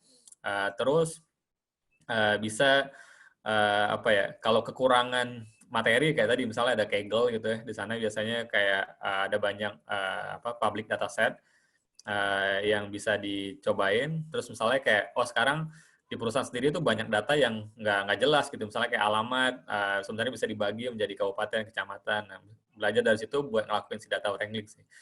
Nah, jadi dari hal-hal kecil tadi, ya sekalian coba banyak baca paper gitu ya. Sebenarnya ini teknik para programmer. Biasanya programmer itu ngebaca codingan orang lain yang lebih jago gitu ya. Buat pengen tahu isi otaknya itu gimana. Nah, sebenarnya dengan cara baca paper, kan sekarang banyak ya, udah ada arsip, ada banyak lah. Atau kayak Google juga, ketika kita cari tentang paper, juga dia ngeluarin. Jadi kita ngelihat gimana cara para saintis ini berpikir gitu loh. Ya selain itu ya ikutan si bisnis online atau, course online, terus cari teman, cari mentor lah. Jadi apa yang gue rasain kalau nggak ada mentor tuh rasanya belajarnya nggak ada arah gitu. Gue belajar A, balik lagi, kurang, belajar B gitu. Tadi apa ya di A, balik lagi gitu. Nah, kalau ada mentor atau ikutan course online tuh akan jauh lebih tertata aja sih. Apa ya, waktu kita nggak terbuang percuma lah. Nggak percuma juga sih, maksudnya kayak lebih efektif waktunya. Kalau dari lo tadi kan sempat nyebutin mention mentor. Nah, itu ada tipsnya nggak sih, Sof? Gimana caranya kita bisa dapet mentor gitu? Mungkin teman-teman sini agak kesulitan gitu kalau cari mentor. Ya kalau gue orangnya nggak tahu malu sih. Oh, Ya, berarti nggak boleh malu gitu. iya kayak gue dulu nih orang yang paling gue agung-agungkan dulu ada namanya Arya Hidayat gitu. Karena dia bikin tools yang gue pakai Phantom.js. Terus gue tweet ke dia, gak dibales gitu. Ya, hati gitu ya. Tapi ternyata sekarang kita bikin deep tech bareng gitu. Kayak ya terus aja nggak tahu malu kontak, ajakin ngobrol gitu. Sekali mungkin nggak dibalas, 2 kali nggak dibalas kan. Kayak ya siapa kita gitu kan. Semakin terus-terusan nanti mungkin bakal nih kayaknya orang ngotot banget ya diajakin gitu. Ya atau kayak ya kayak gini lah join komunitas gitu. Join komunitas kita bisa lihat orang mana yang pas buat jadi mentornya kita karena kita harus tahu juga apa ya harus disamain dengan gaya caranya kita belajar gitu. Ada yang bisa belajar sendiri, ada yang memang butuh disuapin gitu. Jadi cari mentornya juga yang pas sama cara belajarnya kita sih. Kalau enggak nanti pusing juga gitu loh. Ada mentor yang sangat demanding gitu. Hari ini udah belajar apa? Ya tadi gimana gitu. Jadi pusing juga. Oke. Ini pertanyaan lagi nih. Kalau mau jadi data scientist, lebih baik fresh grad IT lalu otodidak statistik atau fresh grad statistik lalu otodidak IT? Nah, ini tergantung dia orang mana ya. Orang ntar orang IT bilang, wah ya lebih baik orang IT gitu. Nah, kebetulan gue yang non IT gitu. Nah, kalau gue lihat ini opini gue ya. Kalau gue lihat sih mending dia kuliahnya statistik lalu otodidak IT sih. Karena kayaknya materi tentang IT itu jauh lebih banyak sih dan bisa dipelajari gitu. Dan cara belajarnya cukup dengan kayak komputer. Kalau yang gue nggak tahu ya. Kalau gue pribadi dulu kalau belajar statistik tuh kayak kalau nggak ada temennya tuh nggak enak sih. Atau kalau kasusnya nggak bagus, nggak asik tuh nggak enak juga gitu. Kan kalau kita kuliah dipaksa gitu ya. Dipaksa dan beban moral sama orang tua buat lulus buat dapat nilai bagus gitu. Jadi secara nggak sengaja apa ya, kita udah fasih dalam statistiknya sih. Dan kalau menurut gua, kalau pengen ke data scientist, jangan mentok di S1 statistiknya. Lanjut ke S2-nya gitu loh. Karena kalau cuma S1, biasanya yang dipelajari dasar kan. Belum ngebahas yang teori yang lebih advance gitu. Ya kalau bisa mentok ke S3-nya gitu. Jadi kayak, atau di-combine aja S1-nya IT gitu, S2-nya statistik, S3-nya MBA gitu, bisnis gitu. Atau kebalik lah, Wah. S2-nya bisnis, S3-nya cari PhD yang berhubungannya sama scientific gitu. Iya benar-benar. Tapi bukan berarti kita nggak bisa belajar statistik sendiri ya, berarti Ya, kalau bukan gitu. berarti nggak bisa. Cuma menurut gue lebih menyenangkan belajar programming otodidak ketimbang belajar statistik otodidak ya. Karena gue dua-duanya otodidak, by the way. Jadi kayak gue belajar programming otodidak, gue belajar statistik otodidak. Nah, apa yang gue rasain, mungkin beda sama perasaan kalian, guys. Kalau yang gue rasain, gue lebih enak belajar programming otodidak. Ya. Oke. Next question. Mengapa lowongan data engineer selalu untuk senior, tidak ada untuk internship dan fresh graduate? Apakah ada tips untuk kami mahasiswa cari pengalaman di data engineer? Ada DE kok. data engineer. Iya, dia ada internshipnya. Nah, mungkin kayak gini ya, kayak kita, ya gue juga sadar sih, kayak di Warung Pintar kita jarang banget buka lowongan internship gitu. Nah, padahal sebenarnya bisa aja langsung kirim email ke rekruternya, atau ini kadang-kadang orang iseng gitu ya di LinkedIn, cari aja siapa sih yang ada di yang megang tampuk kekuasaan gitu. Misalnya kayak hubungin di LinkedIn mana yang bisa bales gitu. Jadi nggak tahu malu aja kayak, Mas di sana buka nggak lowongan buat intern data engineer gitu, kayak gitu-gitu.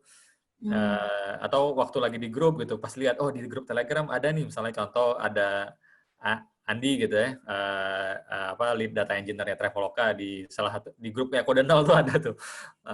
Chat aja, Mas Andi, gue mau intern nih, gimana di Traveloka boleh nggak gitu. Jadi kayak lebih ngoyo aja kalau menurut gue ya. Terus kalau ditanya kenapa selalu untuk senior tadi ya, mungkin orang agak agak riskan kalau datanya diolah sama yang junior gitu. Apalagi ini kan kayak tadi yang nyatuin data. Bayangin kalau dia salah formula gitu. Jadi miss-nya misalnya 1M gitu. Nanti pas di report kayak, oh ya dari data yang udah dikumpulin, revenue kita 3M. Oh ternyata 6M gitu kan. Jadi kayak, ini penting banget peranannya DI gitu, biar kita bisa membuktikan bahwa kita punya bahasa kerennya tuh SVOT gitu ya. Single version of truth gitu. Jadi kayak data warehouse itu data yang benar-benar udah benar gitu loh. Dari walaupun digabungin nggak ada data yang hilang atau gimana gitu. Mungkin itu kali ya. Ya. Ada cerita menarik juga, salah satu teman kita di tech, dulu dia kan junior tuh, terus habis itu dia bisa dapat internship di kata.ai karena dia beneran kayak ngelinkin salah satu kayaknya engineer-nya ya kata.ai gitu. Terus habis itu dia bisa beneran dapat internship dan sekarang dia udah jadi software engineer juga. Jadi mungkin ya itu sih kuncinya ya, banyak ngide sama ya udahlah nggak tahu malu aja gitu. Yang penting sopan gitu. Ya kan? Oke. Next-nya, R versus Python for machine learning dilihat dari library, performa, kemudahan, compatibility, dan support atau community. Ya, Tools ya. ini pertanyaan yang sangat sulit. Ya, soalnya balik lagi banyak orang tuh kayak agamanya masing-masing gitu. Ya, tapi kalau menurut gue Python itu jauh lebih general sih. Jadi kalau kalau gue disuruh milih antara R dan Python, sebenarnya kalau ditanya prediksi pertama yang gue bikin justru pakai R sih. Jadi itu tahun 2012 kayaknya gue bikin buat ini jelek sih, buat prediksi antara pertandingan home dan away-nya bola itu siapa yang menang. Ya, apakah home, apa away, atau draw gitu. Dari data 3 tahun belakang dari Liga Inggris gitu ya. Nah itu gue bikin pertama pakai R sih. Jadi kayak hal-hal kayak prediksi sederhana itu pakai R. Dan banyak library biasanya. Kenapa? Karena scientist zaman dulu itu kayaknya pakai R. Jadi biasanya paper-papernya itu juga udah ada di R juga dan udah jadi library biasanya. Nah sekarang sih gue lebih ke Python karena buat misalnya kayak ngolah data kan ada Pandas, ada banyak, bahkan kayak Spark kalau seandainya udah big data juga ada Python-nya gitu loh. Kayak tadi beberapa hal kayak yang gue sebutin kalau pakai GCP juga udah mulai banyak ke Python gitu. Terus tadi machine learning framework kayak TensorFlow, terus PyTorch itu kan juga ke Python gitu. Dan komunitasnya kayaknya banyak karena Python lebih generik gitu ya. Kalau R kan mungkin ke para saintis aja. Jadi kalau tadi ngebahas tentang performance, akhirnya kita bisa dibantu sama engineer yang lain gitu. Ya, gitu sih kalau dari gue ya. Kalau kemudahan kayaknya lebih gampang pakai R deh ketimbang Python. Tapi sama-sama aja lah. Ini preference ya. Ini kalau ngomongin bahasa pemrograman itu bisa kayak agama kalau di software engineer gitu. Iya, benar-benar. Ini cuma opini Sofyan ya. Ya, ini cuma opini Sofyan gitu. Dari pengalaman Sofyan gitu. Jangan diambil mentah-mentah, ntar dicela dulu kayak, oh kayaknya enggak deh, Mas Sofyan salah ya, nggak apa-apa. Oke, ini ada next-nya. Kayak ini juga udah more or less sudah dijawab juga sih tadi. Apakah ada posisi such as junior data scientist atau harus pengalaman di posisi dulu? Karena melihat job career selalu butuh yang experience. Ya, kayak tadi sih, experience ini bisa jadi bukan experience di pengalaman dia kerja, tapi experience-nya tuh dia kuliahnya udah sampai PhD sih. Ya, gue biasanya kalau ada yang apply DS dan dia PhD, gue bakal tertarik buat ngobrol sih. Okay. Ya, Tapi walaupun gue pribadi nggak suka gitu ya ngelihat title gitu, karena gue nggak punya title. Ya, tapi untuk data scientist, apa ya? Gue mikirnya kayak emang harus di apa ya? Ditempa di perkuliahan dan persekolahan yang lebih oke sih.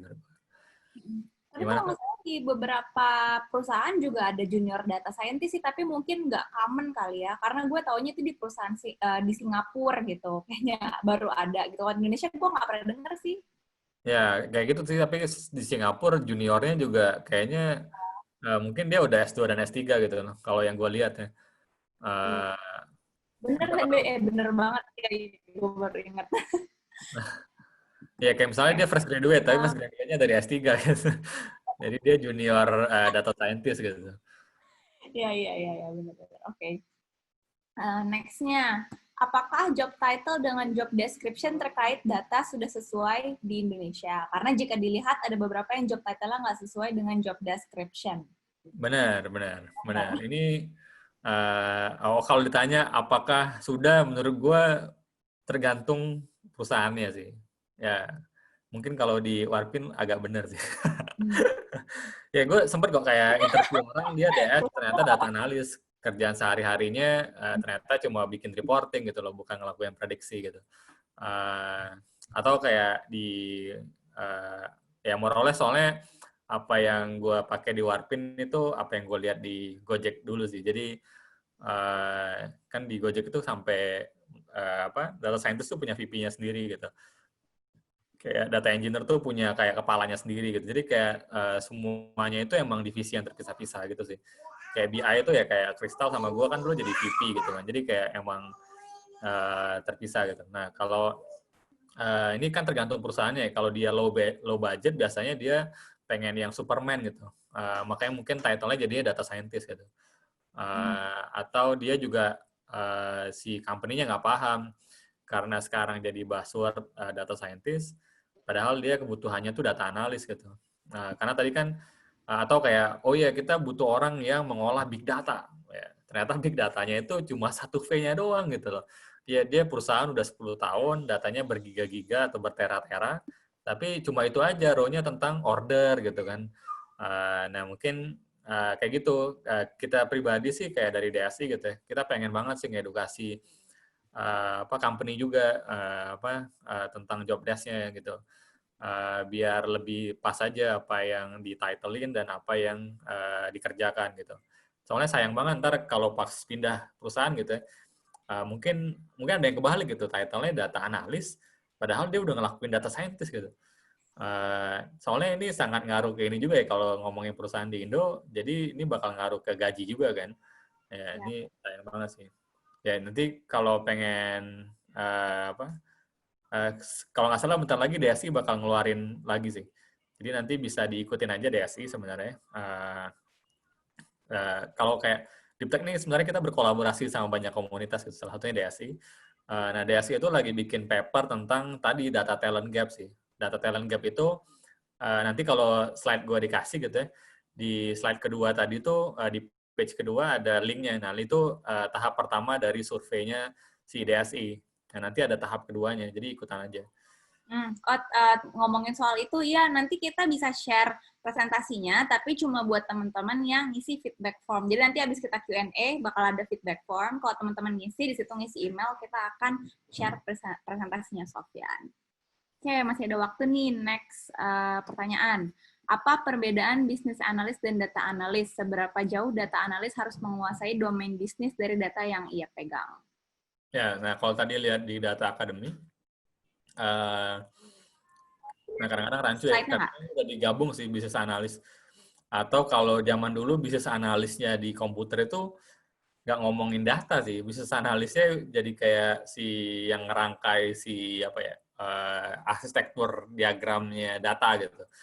Nah kalau sekarang, kalau gue ngelihat bisnis analis dan data analis, kalau di beberapa perusahaan gitu ya, yang membedakan, ya bisnis analis jauh lebih kuat domain bisnisnya. Jadi teknisnya agak kurang. Jadi biasanya dia ngelakuin research gitu loh. Kayak dia ngelakuin, misalnya kayak buat nganalisa SWOT gitu. Jadi dia bakal cari dari berita-berita, nanya temannya tentang perusahaan itu gimana sih cara revenue-nya, segala macam buat comparison dengan company-nya gitu. Atau dia mau bikin bisnis baru, kayak, oh gue kayaknya mau bikin tentang misalnya kayak kirim-kirim makanan via warung gitu. Oh, yang udah ada apa ya? Oh, ada GoMart, ada GrabMart. Nah, ntar dia ngelakuin analisis tuh. Nah, jadi lebih dikit porsi teknisnya. Nah, kalau data analis, itu lebih dikit porsi domain bisnisnya. Jadi dia menguasai kayak tadi tentang SQL misalnya buat manipulasi data, atau sedikit bahasa pemrograman, terus dia lebih banyak ke visualisasi gitu. Nah, ini again opini gue dari source buku, artikel yang gue baca, dan gue ngobrol sama beberapa startup lah. Ya, tapi ntar kalau kejadiannya beda di company-nya, jangan salahin gue. Nih, Kak Sofian nih, gitu. Atau ketika interview ntar, Mas nggak gini, kata Mas Sofian itu. Ya sih, lagi sama Sofian, gitu ya. Oke, next-nya, 5 bidang data yang tadi dijelaskan untuk tools yang digunakan apa aja ya, dan punya rekomendasi belajar dari 5 bidang data tersebut. Kayaknya tadi tools sudah diomongin ya, terus rekomendasi belajar juga udah diomongin, apa mau ditambahin lagi, Sof? Ya, kalau tools, sekarang itu kayaknya mandatorinya itu SQL gitu ya. SQL ini sangat mandatori sih. Baik apapun datanya lah nanti. Soalnya kayak gue lihat bahkan di Excel tuh bisa SQL gitu ya. Terus yang kedua itu visualisasi tools. Jadi kayak tadi ada berapa lah, ada Tableau, ada Power BI, ada Metabase, ada Redash. Coba-coba buat ngelakuin visualisasi aja, misalnya datanya gimana. Kalau kekurangan data, kayak Google dan Kaggle itu nyediain banyak public data set gitu. Atau kayak sekarang tuh banyak orang mulai ngevisualisasiin datanya COVID gitu ya. Jadi banyak yang berkarya dengan peta lah. Jadi peta bisa pakai Mapbox atau Kepler-nya si Uber sih. Uber tuh bikin platform buat visualisasi data di peta juga. Atau yang umum-umum ya ada Power BI. Power BI menurut gue udah cakep banget sih. Ya, nah Tableau tuh jauh lebih advance sih kalau gue lihat. Tableau itu ketika nyatuin data, kita bisa naruh script Python di situ. Jadi keren kan, kalau ada modeling kita taruh, jadi ntar grafiknya itu sesuai dengan modeling kita. Wah, itu keren banget sih. Tapi Tableau mahal gitu. Ya, jadi itu tools-nya. Terus yang tadi selain SQL ya yang mandatory lainnya ya bahasa pemrograman ya ada tadi kayak dibahas ada R, ada Python, Yang sekarang baru-baru lagi ngetren banget namanya Julia, bukan ngetren lah, kayak dari dulu udah mulai mencuat namanya Julia. Ada katanya lebih cepat dan lebih bagus gitu. Atau ada Crystal Language gitu. Nah, terus tadi udah bahas pemrograman, terus kayak ETL tools buat nyatu-nyatuin data, ada Pentaho, ada Talent, ada Stitch, ada banyak lah pokoknya buat nyatuin data jadi satu. Terus kalau yang gratis tadi kayak ada Airflow, ada Luigi. Jadi terus kalau masuk ke machine learning ya ada PyTorch, ada Keras, ada TensorFlow gitu. Terus kalau yang apa? Ya sisanya sih nulis dan baca paper tadi sih. Ini ada pertanyaan yang banyak di vote juga nih, 4 orang. Kak, banyak vlogger di bidang data mensyaratkan pengalaman minimal 2 tahun di bidang data. Sebagai fresh grad, karya-karya dan project jadi bisa nutupin syarat ini nggak, Kak? Nah, itu gimana tuh hacknya tuh, Sof? Bisa banget, bisa banget. Bisa banget. Kayak tadi lah, kerjain sih, tadi Kaggle gitu misalnya. Kayak, terutama kalau bisa, apa ya, Kaggle yang diikutin atau tulisan yang ditulis kayak tadi ya sesuai dengan bidang usaha yang mau di-apply gitu. Kayak misalnya Gojek ya tentang transportasi misalnya, atau tentang makanan gitu. Atau sekarang yang paling jadi common gitu ya recommendation engine gitu. Itu common banget sih, siapapun bikin e-commerce pasti bikin gitu. Terus kayak coba bikin yang sangat sederhana dan pasti dipakai, misalnya segmentasi gitu. Yang paling biasa dipakai sih RFM, ada resensi, frekuensi, sama monetary. Jadi buat ngebagi, biasa dipakai buat marketing gitu. Jadi ya yang umum-umum aja dulu itu dibikin aja. Menurut gue sih nggak apa ya, ya itu bisa nutupin banget sih pengalaman 2 tahun itu sih. Ya, nah biasanya, oh ya ada trik sih. Triknya jangan lewat HR gitu loh. Kalau lewat HR dia ngikutin SOP. Jadi waktu di screening gitu ya, oh udah nggak 2 tahun, skip. Gitu. Ya, jadi jangan ikut jalur normal gitu. Kita ikutnya jalur abnormal gitu ya. Langsung kontak orang yang berhubungan, yang bersangkutan gitu. Iya, benar-benar. Jadi langsung aja di message di LinkedIn gitu ya, Mas, ini Ya, foto saya gitu ya. iya betul. Saya. Ya, soalnya balik lagi kayak gue loh, gue itu nggak pernah ada yang manggil gue buat interview loh. Dulu gue apply ke 100 company di Jobstreet, nggak ada yang manggil gue. Simply karena nggak ada ijazah kan. Jadi di skip orang gitu loh, walaupun gue punya banyak portofolio. Oke. Ini, seberapa efektif mengambil kuliah S2 untuk bisa fokus meniti karir sebagai data scientist? Apakah dengan mengambil course online tentang data scientist saja sudah cukup? Nah, ini again gue balikin ke dirinya juga ya. Apakah dengan ngambil course online tuh jauh lebih bisa berkomitmen? Ya, karena kadang-kadang kalau gue lihat beberapa teman gue ngambil course online, sekarang ikutan, besok enggak. Mut-mutan gitu.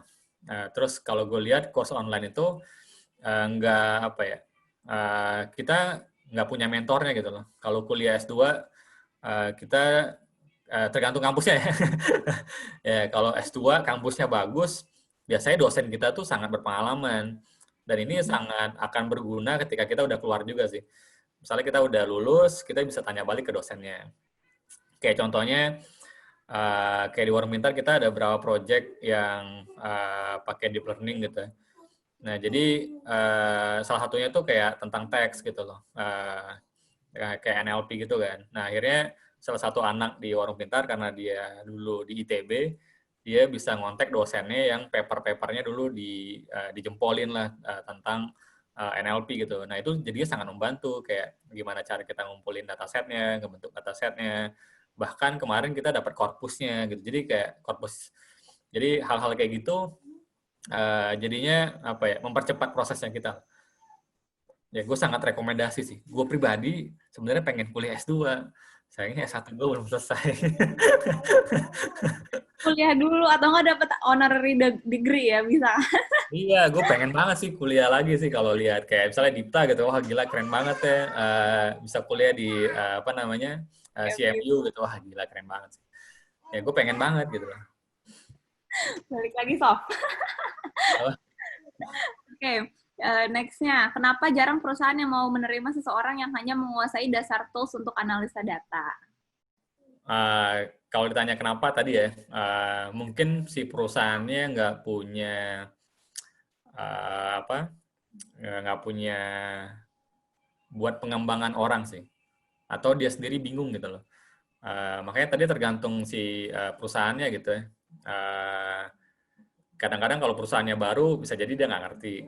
Terus kalau perusahaannya udah lama, oh ternyata hal yang bakal diolah itu udah terlalu advance.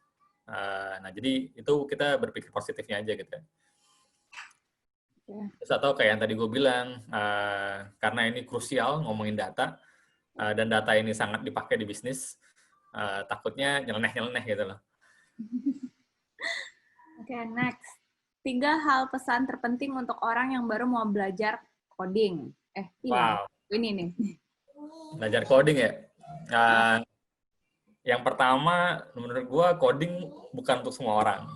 Jadi, lihat dulu ya. Misalnya kayak, oh gue sukanya UX, ya belum tentu ngoding gitu loh. Walaupun bisa, kayak ada temen gue namanya Sony Lazuardi, dia ngoding dan desain gitu ya. Tapi nggak semua. Nah, tapi kalau 3 hal terpenting untuk orang yang baru mau belajar coding, pertama, cari sukanya di mana. Ya, misalnya gue suka tentang apa ya, gampangnya apa ya, tentang warung misalnya. Nah, jadi kalau udah tahu sukanya apa, cari project yang berhubungan dengan itu. Karena menurut gue, belajar coding itu bukan belajar teori ya. Coding itu kayak skill gitu loh, harus diasah. Jadi harus praktek. Nah, makanya untuk praktek itu kita harus tahu kita suka di mana. Biar ketika ngebuat project itu, kita nggak bosen gitu. Yang jadi isu kan adalah kita nggak suka gitu sama projectnya gitu. Terus kayak jadinya males ngerjainnya. Jadi cari yang suka. Terus yang selanjutnya kayak tadi ya, mungkin explore di kayak GitHub, banyak orang bikin codingan gitu. Jadi lihat-lihat cara dia coding sih. Buat 3 hal ini tuh buat melengkapi kalau dia udah ikut course online dan segala macam. Jadi buat membuat apa yang dipelajari menjadi nyata. Menurut gua 3 hal tadi sih. Oke. Next-nya, kan ada banyak sekali algoritma machine learning, SVM, neural net regression. Kalau pengen jadi data talent, apakah harus kuat sampai matematikal atau cuma praktikal aja cukup? Nah, gue selalu jawabnya tergantung. Data talent kan luas ya, data talent luas. Kalau emang sampai ke pengen jadi DS, ya semuanya sih. Kan ya kalau kita ngomongin machine learning kan ada kayak yang dia supervised, atau dia unsupervised, atau yang lebih seru lagi, dia hybrid. Jadi dari misalnya awalnya unsupervised jadi supervised gitu. Nah, jadi kalau menurut gue, kalau pengen jadi DS dan machine learning engineer, ya dimentokin gitu loh belajarnya. Tapi kalau cuma kayak tadi, oh gue cuma pengen jadi data engineer mas, atau machine learning engineer, berarti kan sekedar tahu. Jadi ketika kita dapat teman yang ngobrol, akhirnya kita bisa nyambung dan akhirnya nggak terjadi kesalahpahaman. Karena kita punya common ground yang sama ketika ngomongin satu istilah gitu. Gitu sih. Ya. Halo Kak, apakah untuk profesi bidang data harus menguasai matematika? Karena yang saya tahu kebanyakan SQL dan pemrograman saja seperti Python dan R. Ya, ini balik lagi ya. Jadi kalau dia data analis, kalau dia cuma menampilkan apa yang ada, ya dia nggak terlalu butuh statistik gitu loh. Karena ya matematikanya dikit lah ya, kan bisa sum, bisa count. Kalau nggak bisa sama sekali, ntar bingung juga gitu loh. Ya misalnya kayak median, mean, ya harus tahu juga gitu ya, yang dasar-dasar gitu. Jadi kalau dia masuk ke yang deskriptif, ya nggak apa-apa, yang simpel-simpel aja. Tapi kalau udah mulai masuk ke yang lain, ya harus kuat banget sih. Oke. Next, hey Kak, saya memiliki kemampuan dasar dalam data mining dan data warehouse. Jadi apakah job title yang tepat untuk keahlian yang saya miliki ya? Nah ini minta diprediksi nih sama lo, Sof. Ya, gue jadi cenayang. Oke, jadi ini menarik ya. Jadi 2011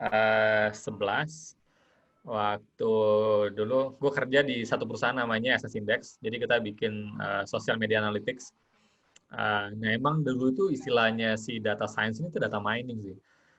Makanya ada tools, nggak tahu mungkin kalau dia di kuliah dia pakai WK atau Rapid Miner. Jadi nah agak rancu sebenarnya antara si data scientist dan si data mining sih. Jadi kalau emang dia nguasain data mining dan di kuliah atau di pengalamannya udah lama, ya mungkin go ahead ke data scientist sih. Tapi kalau dia gunain tadi kayak data mining dan tools-tools itu aja, tapi kurang nangkep tentang fondasi dari statistik dan lain-lainnya, mungkin bisa ke machine learning engineer atau ke data engineer sih. Bagi Gitu. saya mahasiswa elektro tingkat akhir yang tertarik ke data science. Ada roadmap terstruktur nggak untuk memulai karir sebagai data science? Karena otodidak sedikit kesusahan. Mungkin kalau roadmap terstruktur agak susah ya. Tapi kalau misalnya kayak dari Sofyan kasih tahu nih, kan kalau misalnya otodidak sendiri sedikit kesusahan dulu challenge lo dan lo cara overcoming challenge-nya waktu otodidak gimana? Ya, nah jadi kalau gue pribadi ya, kalau tips menyalipnya, kan kalau mau kuliah jauh mahal dan susah gitu ya. Tips menyalipnya sekarang tuh kita bisa masuk ke perusahaan teknologi mana dulu sih. Dari apa yang kita bisa. Misalnya gue jago ngoding, ya masuk aja dulu jago ngoding. Nah di situ tuh kita bisa ngelihat para data scientist ini ngapain gitu loh. Dan bisa belajar gitu loh. Jadi kayak dan lebih enak kan, ada mentornya dan langsung real gitu loh, kelihatan masalahnya. Terus kita nyobain. Nah paling drawback yang nggak enaknya ya kita lebih ekstra aja gitu loh. Kita kerja sambil nyobain tugasnya orang gitu. Nah jadi ini yang kadang-kadang orang nggak ini ya. Orang maunya dibayar gitu loh waktu dia kerja. Company maunya dapat yang udah jadi gitu. Ya, nah jadi kalau gue pribadi kebanyakan ya kayak tadi sih, gue ya belajar dari teman-teman gue sih. Jadi kayak misalnya waktu gue di Gojek, kayak gue nanya kayak kalian bikin apa sih? Oh ya kita bikin ini mau soft, gimana matchingin driver rank sama si customer rank. Oh gimana sih? Lu pakai teknik apa sih? Apa yang lu pakai? Oh ini ya. Wah, gue boleh nyobain nggak? Ya udah cobain gitu loh. Kayak dari situ kalau gue tekniknya tuh selalu trial and error sih. Gue itu nggak bisa belajar teori doang gitu loh. Gue tuh harus belajar yang gue bisa hands on. Nah untuk jadi DS itu agak susah buat hands on.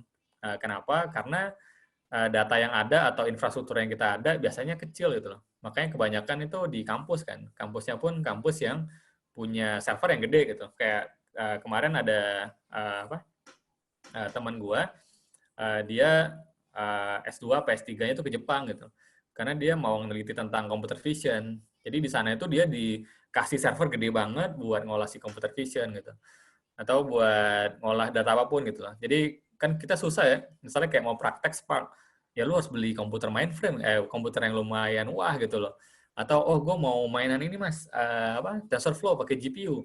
Ya lu harus berkorban beli laptop ROG gitu. Jadi kayak nah kalau kita masuk ke sebuah perusahaan jadinya lebih enak kan bisa pakai aset kantor buat belajar gitu loh. Kan biasanya ada tempat development-nya gitu. Itu sih. Oke. Nah ini kalau ada fresh graduate mau jadi data analis, portfolionya seperti apa? Mungkin kayak paper apa yang harus mesti paper nggak sih? Nggak tahu juga sih. Cuma mungkin bisa Nggak dikasih harus tahu. ya. Nggak, ini kan data analis nggak harus sih. Data analis kayak tadi aja yang simpel aja sih, yang visualisasi data aja sih. Ya, sekarang kalau pengen narik perhatian ya COVID ini paling menarik sih buat dicobain sih. Kayak kemarin gue lihat salah satu anak Gojek, si Dio, cari aja di Gojek kayaknya, si Dio bikin visualisasi yang sangat menarik sih. Ya, atau kayak kemarin salah satu mantan VP DS-nya Traveloka gitu ya, dia bikin company baru namanya The Bonza gitu. Jadi dia ngitung si apa ya RT lah. RT itu gue lupa. Jadi kayak penyebaran gitu lah, indeksnya berapa gitu. Jadi kayak tampilan aja gitu loh, yang kira-kira paling ngerti konteksnya apa, atau yang lebih bagus lagi kalau konteksnya sangat pas dengan company-nya, misalnya kayak warung pintar, warung pintar ini retail gitu. Apa ya yang bisa gue visualisasiin ya. Nah, kalau data ya banyak kayak Google tuh kayaknya ada mesin pencari dataset gitu. Jadi bisa dicari, atau kayak di BigQuery itu biasanya ada public dataset yang bisa dipakai juga. Kayak dulu misalnya kayak mau apply ke Gojek gitu. Nah, ada data yang free yang mirip kayak transportasi dari NYC taksi. Nah, itu bisa dipakai tuh buat coba divisualisasiin atau coba dianalisa. Nah, itu waktu post aja di LinkedIn, terus tag aja orang-orangnya. Kristal, Kristal udah nggak ada gitu di Gojek. Yang lain gitu, misalnya Arya Dipta, Ardia Dipta, siapa gitu. Jadi biar mereka lihat gitu lah hasil karyanya. Setuju sih, mereka notice juga loh pasti. Iya, kalau di tag kayaknya kelihatan gitu. Benar-benar. Another tips ya. Nanti kalau di hire jangan lupa traktir gue ngopi ya. Oke.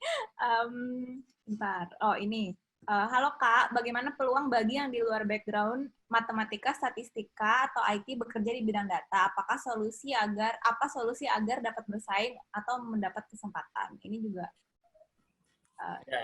adalah tambahan. Nah, gue nggak tahu sih background-nya dia apa ya. Misalnya kayak kalau dia bisnis, ya jauh lebih relevan juga sih. Kayak dulu di Gojek beberapa background-nya ekonomi sih. Jadi dia bisa ngekaitin si ekonomi makro gitu-gitu sih. Nggak ada masalah sih. Sekarang data itu masih terbuka. Nah, tadi kalau dibilang dikit yang nyari, sebenarnya banyak yang nyari sih. Kayak waktu gue ngebikin slide tadi, gue juga cari-cari gitu. Kayak ada salah satu company headhunter, namanya Eker gitu ya. Dia bilang banyak banget yang nyari data talent gitu. Nah, mungkin nggak match aja sih ketemunya di mana. Jadi peluangnya ada. Balik lagi ke coba bikin karya aja ya, gitu loh. Oke. Ya, tapi mungkin dapatnya bukan ke company yang bagus dulu gitu. Jadi mulai berkarya di company yang bisa ngasih bisa ngasih ruang gerak dulu. Betul. Ya kayak ya ini sedikit cerita aja, kayak dulu ya gue apply-nya ke Kudo dulu gitu. Kenapa? Karena Kudo kayaknya masih company masih growing. Nah, akhirnya gue ngelihat kayak gue kayaknya bisa banyak berkarya di situ. Jadi akhirnya gue bisa loncat-loncat, bisa nyobain, dan banyak waktunya gitu. Jadi mungkin nggak ngincarnya Gojek dulu gitu ya, atau nggak ngincarnya Grab dulu gitu. Tapi ngincarnya company yang so-so dulu gitu. Nah, dari situ coba bikin karya yang lebih serius, tunjukin bahwa bisa gitu. Jadi, dan itu jadinya biar lebih masuk juga ke screeningnya para recruiter gitu ya. Oh, ini ada pertanyaan nih tadi, kayaknya penasaran, cerita orang yang bikin analisis data Gojek untuk masuk Gojek itu dari mana dapat datanya? Kan belum masuk Gojek. Ya, datanya data dia sendiri. Jadi dia nge-crawl hasilnya dia gitu loh. Transaksi GoFood-nya dia, transaksi dia pergi kemana aja. Nah, akhirnya dia bikin analisis kayak gitu sih. Jadi dia narik API-nya sendiri buat dia pribadi. Masih ada nggak ya? Nanti coba kalau misalnya masih ada mediumnya, kayaknya nulis medium ya kalau nggak salah ya. Ya, nulis medium. Coba nanti ini sambil aku cari nih nanti kalau masih ada. Tapi Sofyan sambil jawab lagi nih. Ada teman kita yang bingung soalnya banyak tool seperti seperti Python, R, Tableau, Excel, eViews dan lain-lain. Jika saya bukan dari IT, lebih baik belajar yang mana dulu, Kak? Saya bingung. Nah, yang tadi ya di slide dua sebelum terakhir. Jadi yang pertama adalah tentang data preparation dulu. Jadi coba mahirin di SQL dulu, atau kayak ya kalau mau pakai R ya gimana cara load data gitu. Kalau mau pakai Python ya gimana cara load data, gimana cara pakai si Pandas atau NumPy gitu. Jadi kayak pertama tuh kayak itu dulu, kayak ngebaca, ngemanipulasi, terus menampilkan ulang gitu. Jadi makanya gue nyebutnya data preparation. Nah dari situ, atau kayak apa ya, di Excel kan gampang ya, ada transpose gitu. Jadi dari kolom kita bikin jadi row atau row jadi kolom gitu. Nah hal-hal kayak gitu cobain dulu either di SQL atau di Python atau di R. Jadi kalau ditanya, nah kayak R sama Python ini pilih salah satu aja lah kalau kebanyakan gitu. Nah habis itu baru masuk ke tadi kayak Tableau atau apapun itu buat visualisasi toolsnya. Jadi sebenarnya tadi yang di slide terakhir kedua gue itu step by step-nya sih. Ya kalau nggak suka by step ya semuanya gitu. Ya, gitu sih. Nanti coba dilihat ulang lagi aja ya. Intinya kayak data preparation, visualisasi, terus belajar statistical theory atau practice dan modeling. Habis itu mungkin pengen ditingkatin lagi ya, pengen belajarnya machine learning dan deep learning tools. Habis itu ya coba baca-baca tentang business acumen. Gitu. Oke. Ini ada lagi nih yang nanya, kalau mau jadi data analis harus bisa web atau Android juga nggak, Kak? Nggak harus sih, nggak harus. Karena kayak buat nampilin data udah banyak toolsnya sih. Kayak tadi sih, Metabase misalnya yang free. Jadi Metabase bisa diinstal di laptop sendiri gitu. Metabase, terus kayak apa namanya, tadi si Redash gitu-gitu sih. Atau ya Excel gitu. Ya, masih powerful kok Excel. Jadi nggak harus bisa web dan Android sih. Tapi at least ngertinya biar misalnya ketika kita diminta buat nganalisa behavior, oh kita tahu behavior orang web itu gimana sih, oh ada klik, berarti gue bisa tarik data klik gitu, atau oh orang view di webnya mana gitu, jadi kayak cukup tahu ya. Oke. Tadi gue barusan nyari artikelnya terus nggak nemu. Jadi Oh ya, ntar atau nggak gue gimana? coba cari ya, nanti gue kasih ke Verta. Jadi gue masih ada kayak nomor orangnya. Oh ya boleh. Nanti kalau misalnya emang kita nemu, nanti sekalian kita email aja kali ya sama presentasinya Sofyan gitu, si artikelnya itu. Oke. Ya. Ini ada lowongan buat jadi analis di Warung Pintar nggak, Kak? Harusnya ada sih. Ya, ini Lihat gue boleh aja jualan di ya, nggak boleh ini. Nanti coba aja kayak cari karir di Warung Pintar gitu. Nggak boleh. atau bikin project terus tag Sofyan. Gimana? Oke, cara bikin project di bidang data ini tadi udah dijawab kali ya, Ya, bisa ke Kaggle. Ya. ke Google dan lain-lain.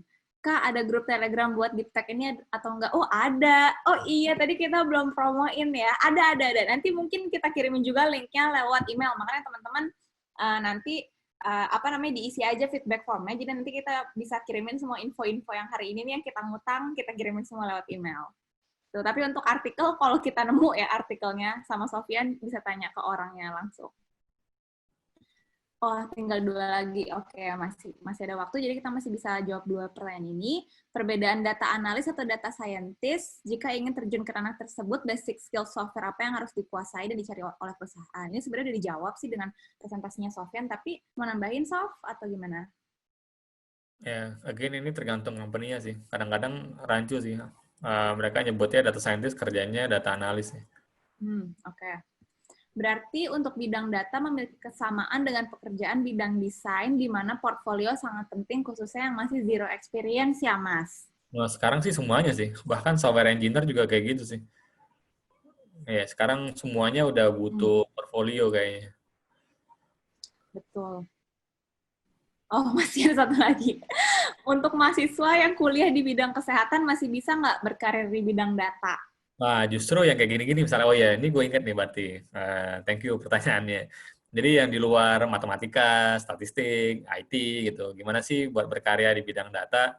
Ya inilah, apa ya, kalian tuh bisa menang di domain yang kalian milikin sih. Jadi misalnya dia ini, contohnya dia kuliah di bidang kesehatan. Pasti kan dia ngerti kan tentang beberapa terms di kesehatan gitu. Nah ini plus poin dia, tinggal belajar si SQL dan segala macamnya tadi sih.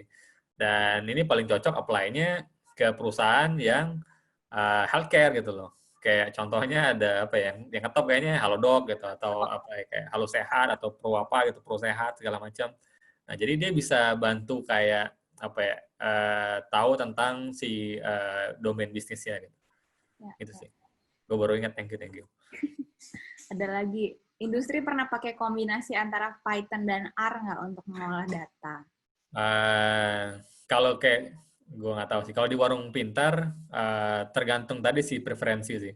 Jadi ada yang pakai R, ada yang pakai Python gitu loh. Makanya di kita itu ada yang pengen kerjanya di Jupyter Labs, ada yang pengen kerjanya di R Studio. Jadi dua-duanya kita install sih. Jadi kayak kalau gue simpulkan nggak ada apa ya. Ya atau bisa jadi dibandingin dua-duanya gitu. Kayak ada dua orang yang pro R, pro Python ya sudah kita bikin lomba nih. Kira-kira error rate kalian yang lebih kecil yang mana? Gitu. Benar. Oke, kayaknya itu tadi pertanyaan terakhir. Hari ini kita senang banget sih, kita bener-bener punya waktu yang banyak untuk bisa Q&A sama Sofyan. Karena kemarin sama Dita ada waktu, cuma mungkin nggak semuanya kejawab. Tapi hari ini bener-bener semua pertanyaan kejawab. Jadi thank you banget Sofyan hari ini sudah sharing session. Kalau teman-teman, tepuk tangan dulu dong. Atau di clap, di reaction. Di reaction bisa ya? Oh iya benar. Gue kasih reaction nih. Kalau misalnya masih ada yang mau nanya sama Sofyan, boleh lewat langsung aja ke Instagram @sofyanhw. Belum tentu dijawab, tapi nggak apa-apa. Kayak tadi kata Sofyan, nggak tahu malu aja tanya terus, nanti mungkin dia akan jawab. Atau bisa lewat Instagramnya Diptek ya, @diptek.id. Nanti kalau ada yang mau nanya, Kak tolong tanyain Kak Sofyan dong, gitu. Ntar kita tanyain, terus ntar kita jawab lewat diptek.id. Gitu. Nah, tadi kan aku ngomong nanti dikasih presentasinya kalau ngisi feedback. Nah, ini nih teman-teman. Jadi bisa langsung ngisi form feedback ini sampai nantilah kira-kira kita tunggu sampai jam 6. Nanti kita sign out dulu juga nggak apa-apa, cuma di save dulu aja. Ini bisa di Bitly feedback Talk Vol 9 atau langsung di scan QR code-nya gitu. Jadi ini di capture aja dulu presentasinya, nanti bisa diisi nanti aja. Tapi kita hanya ngasih resource hari ini ke orang-orang yang ngasih feedback. Dan next-nya, oke, sudah. Terima kasih teman-teman. Itu aja sih. Terima kasih juga ya Sofyan udah mau sharing session dan meluangkan dua jamnya, padahal lagi libur. Oke, itu aja sih. Thank you teman-teman. Mungkin kita mau foto dulu. Teman-teman kalau mau buka buka video boleh kita foto yuk. Oh tadi aku baru baca chatnya nih, pada tertarik untuk bikin platform itu ya, yang teman-teman. Oke. Nih aku foto ya, coba. Udah siap belum? Oke, yang mau aja, yang mau barengan foto. Oke, aku foto ya. 1, 2, oh aku kelihatan. 1, 2, 3. 1, 2, 3. Oke, thank you so much teman-teman. Sampai ketemu. Terima kasih udah meluangkan waktunya juga untuk belajar bareng. Dah. Sama-sama. Link feedback di mana? Oh, link feedback. Oke, aku kasih lihat lagi ya. Ada yang nanya nih. Mana tuh? Oops. Wait.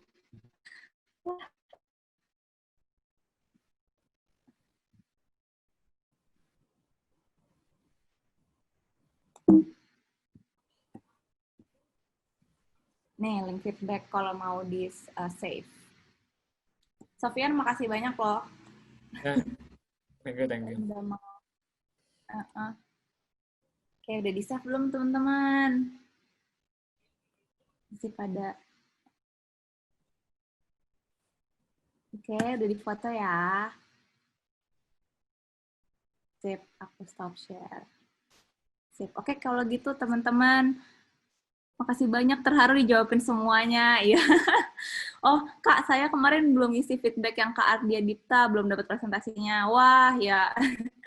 Harusnya kemarin ngisi. Jadi hari ini kita dapatnya yang ini aja ya, yang Sofyan. Tapi si Dipta kita bakal masukin ke YouTube sih. Ini beneran lagi diedit karena kita emang teman-teman di Diptek ini palu gada ya tadi. Jadi kita yang edit juga teman-teman Diptek sendiri. Jadi ditunggu dulu ya videonya karena mesti diedit karena kemarin awal-awalnya lupa gitu di record, jadi kayak jelek kalau misalnya tiba-tiba nggak diedit gitu. Sudah ngisi feedbacknya, oke. Thank you, ditunggu next Deep Talk. Oke, Rocky, kita juga nunggu kamu ya. Oh iya, next Deep Talk sebenarnya kita udah jadwalin, tapi kita bakal ngomongin soal back end gitu. Tapi aku mesti clarify lagi, tapi kayaknya kita bakal kedatangan Andi Pangeran, atau bisa dipanggil Apang. Dia itu adalah software engineer dari GoPay. Nanti dia akan sharing. Salah satunya sih kayaknya aku udah pernah lihat apa namanya? Yes, back end, bener, mau nulis back end. Oke, kayaknya 2 minggu lagi dari sekarang teman-teman. Apa namanya, nanti dia kayaknya bakal sharing soal back end, tapi salah satu yang aku sangat-sangat suka dari presentasinya, dia akan benar-benar ngejabarin apa sih yang terjadi ketika kita tuh ngebuka sebuah website, itu di belakang back end itu apa aja yang kejadian gitu. Jadi itu seru banget. Jadi kalau misalnya teman-teman mau ikut, please ikut lagi. Oke, gitu aja kali ya. Sekarang kayaknya aku mesti leave, teman-teman. Jadi terima kasih banget. Sampai ketemu di Deep Talk selanjutnya. Thank you, Sofian. Dan thank you, teman-teman. Dadah.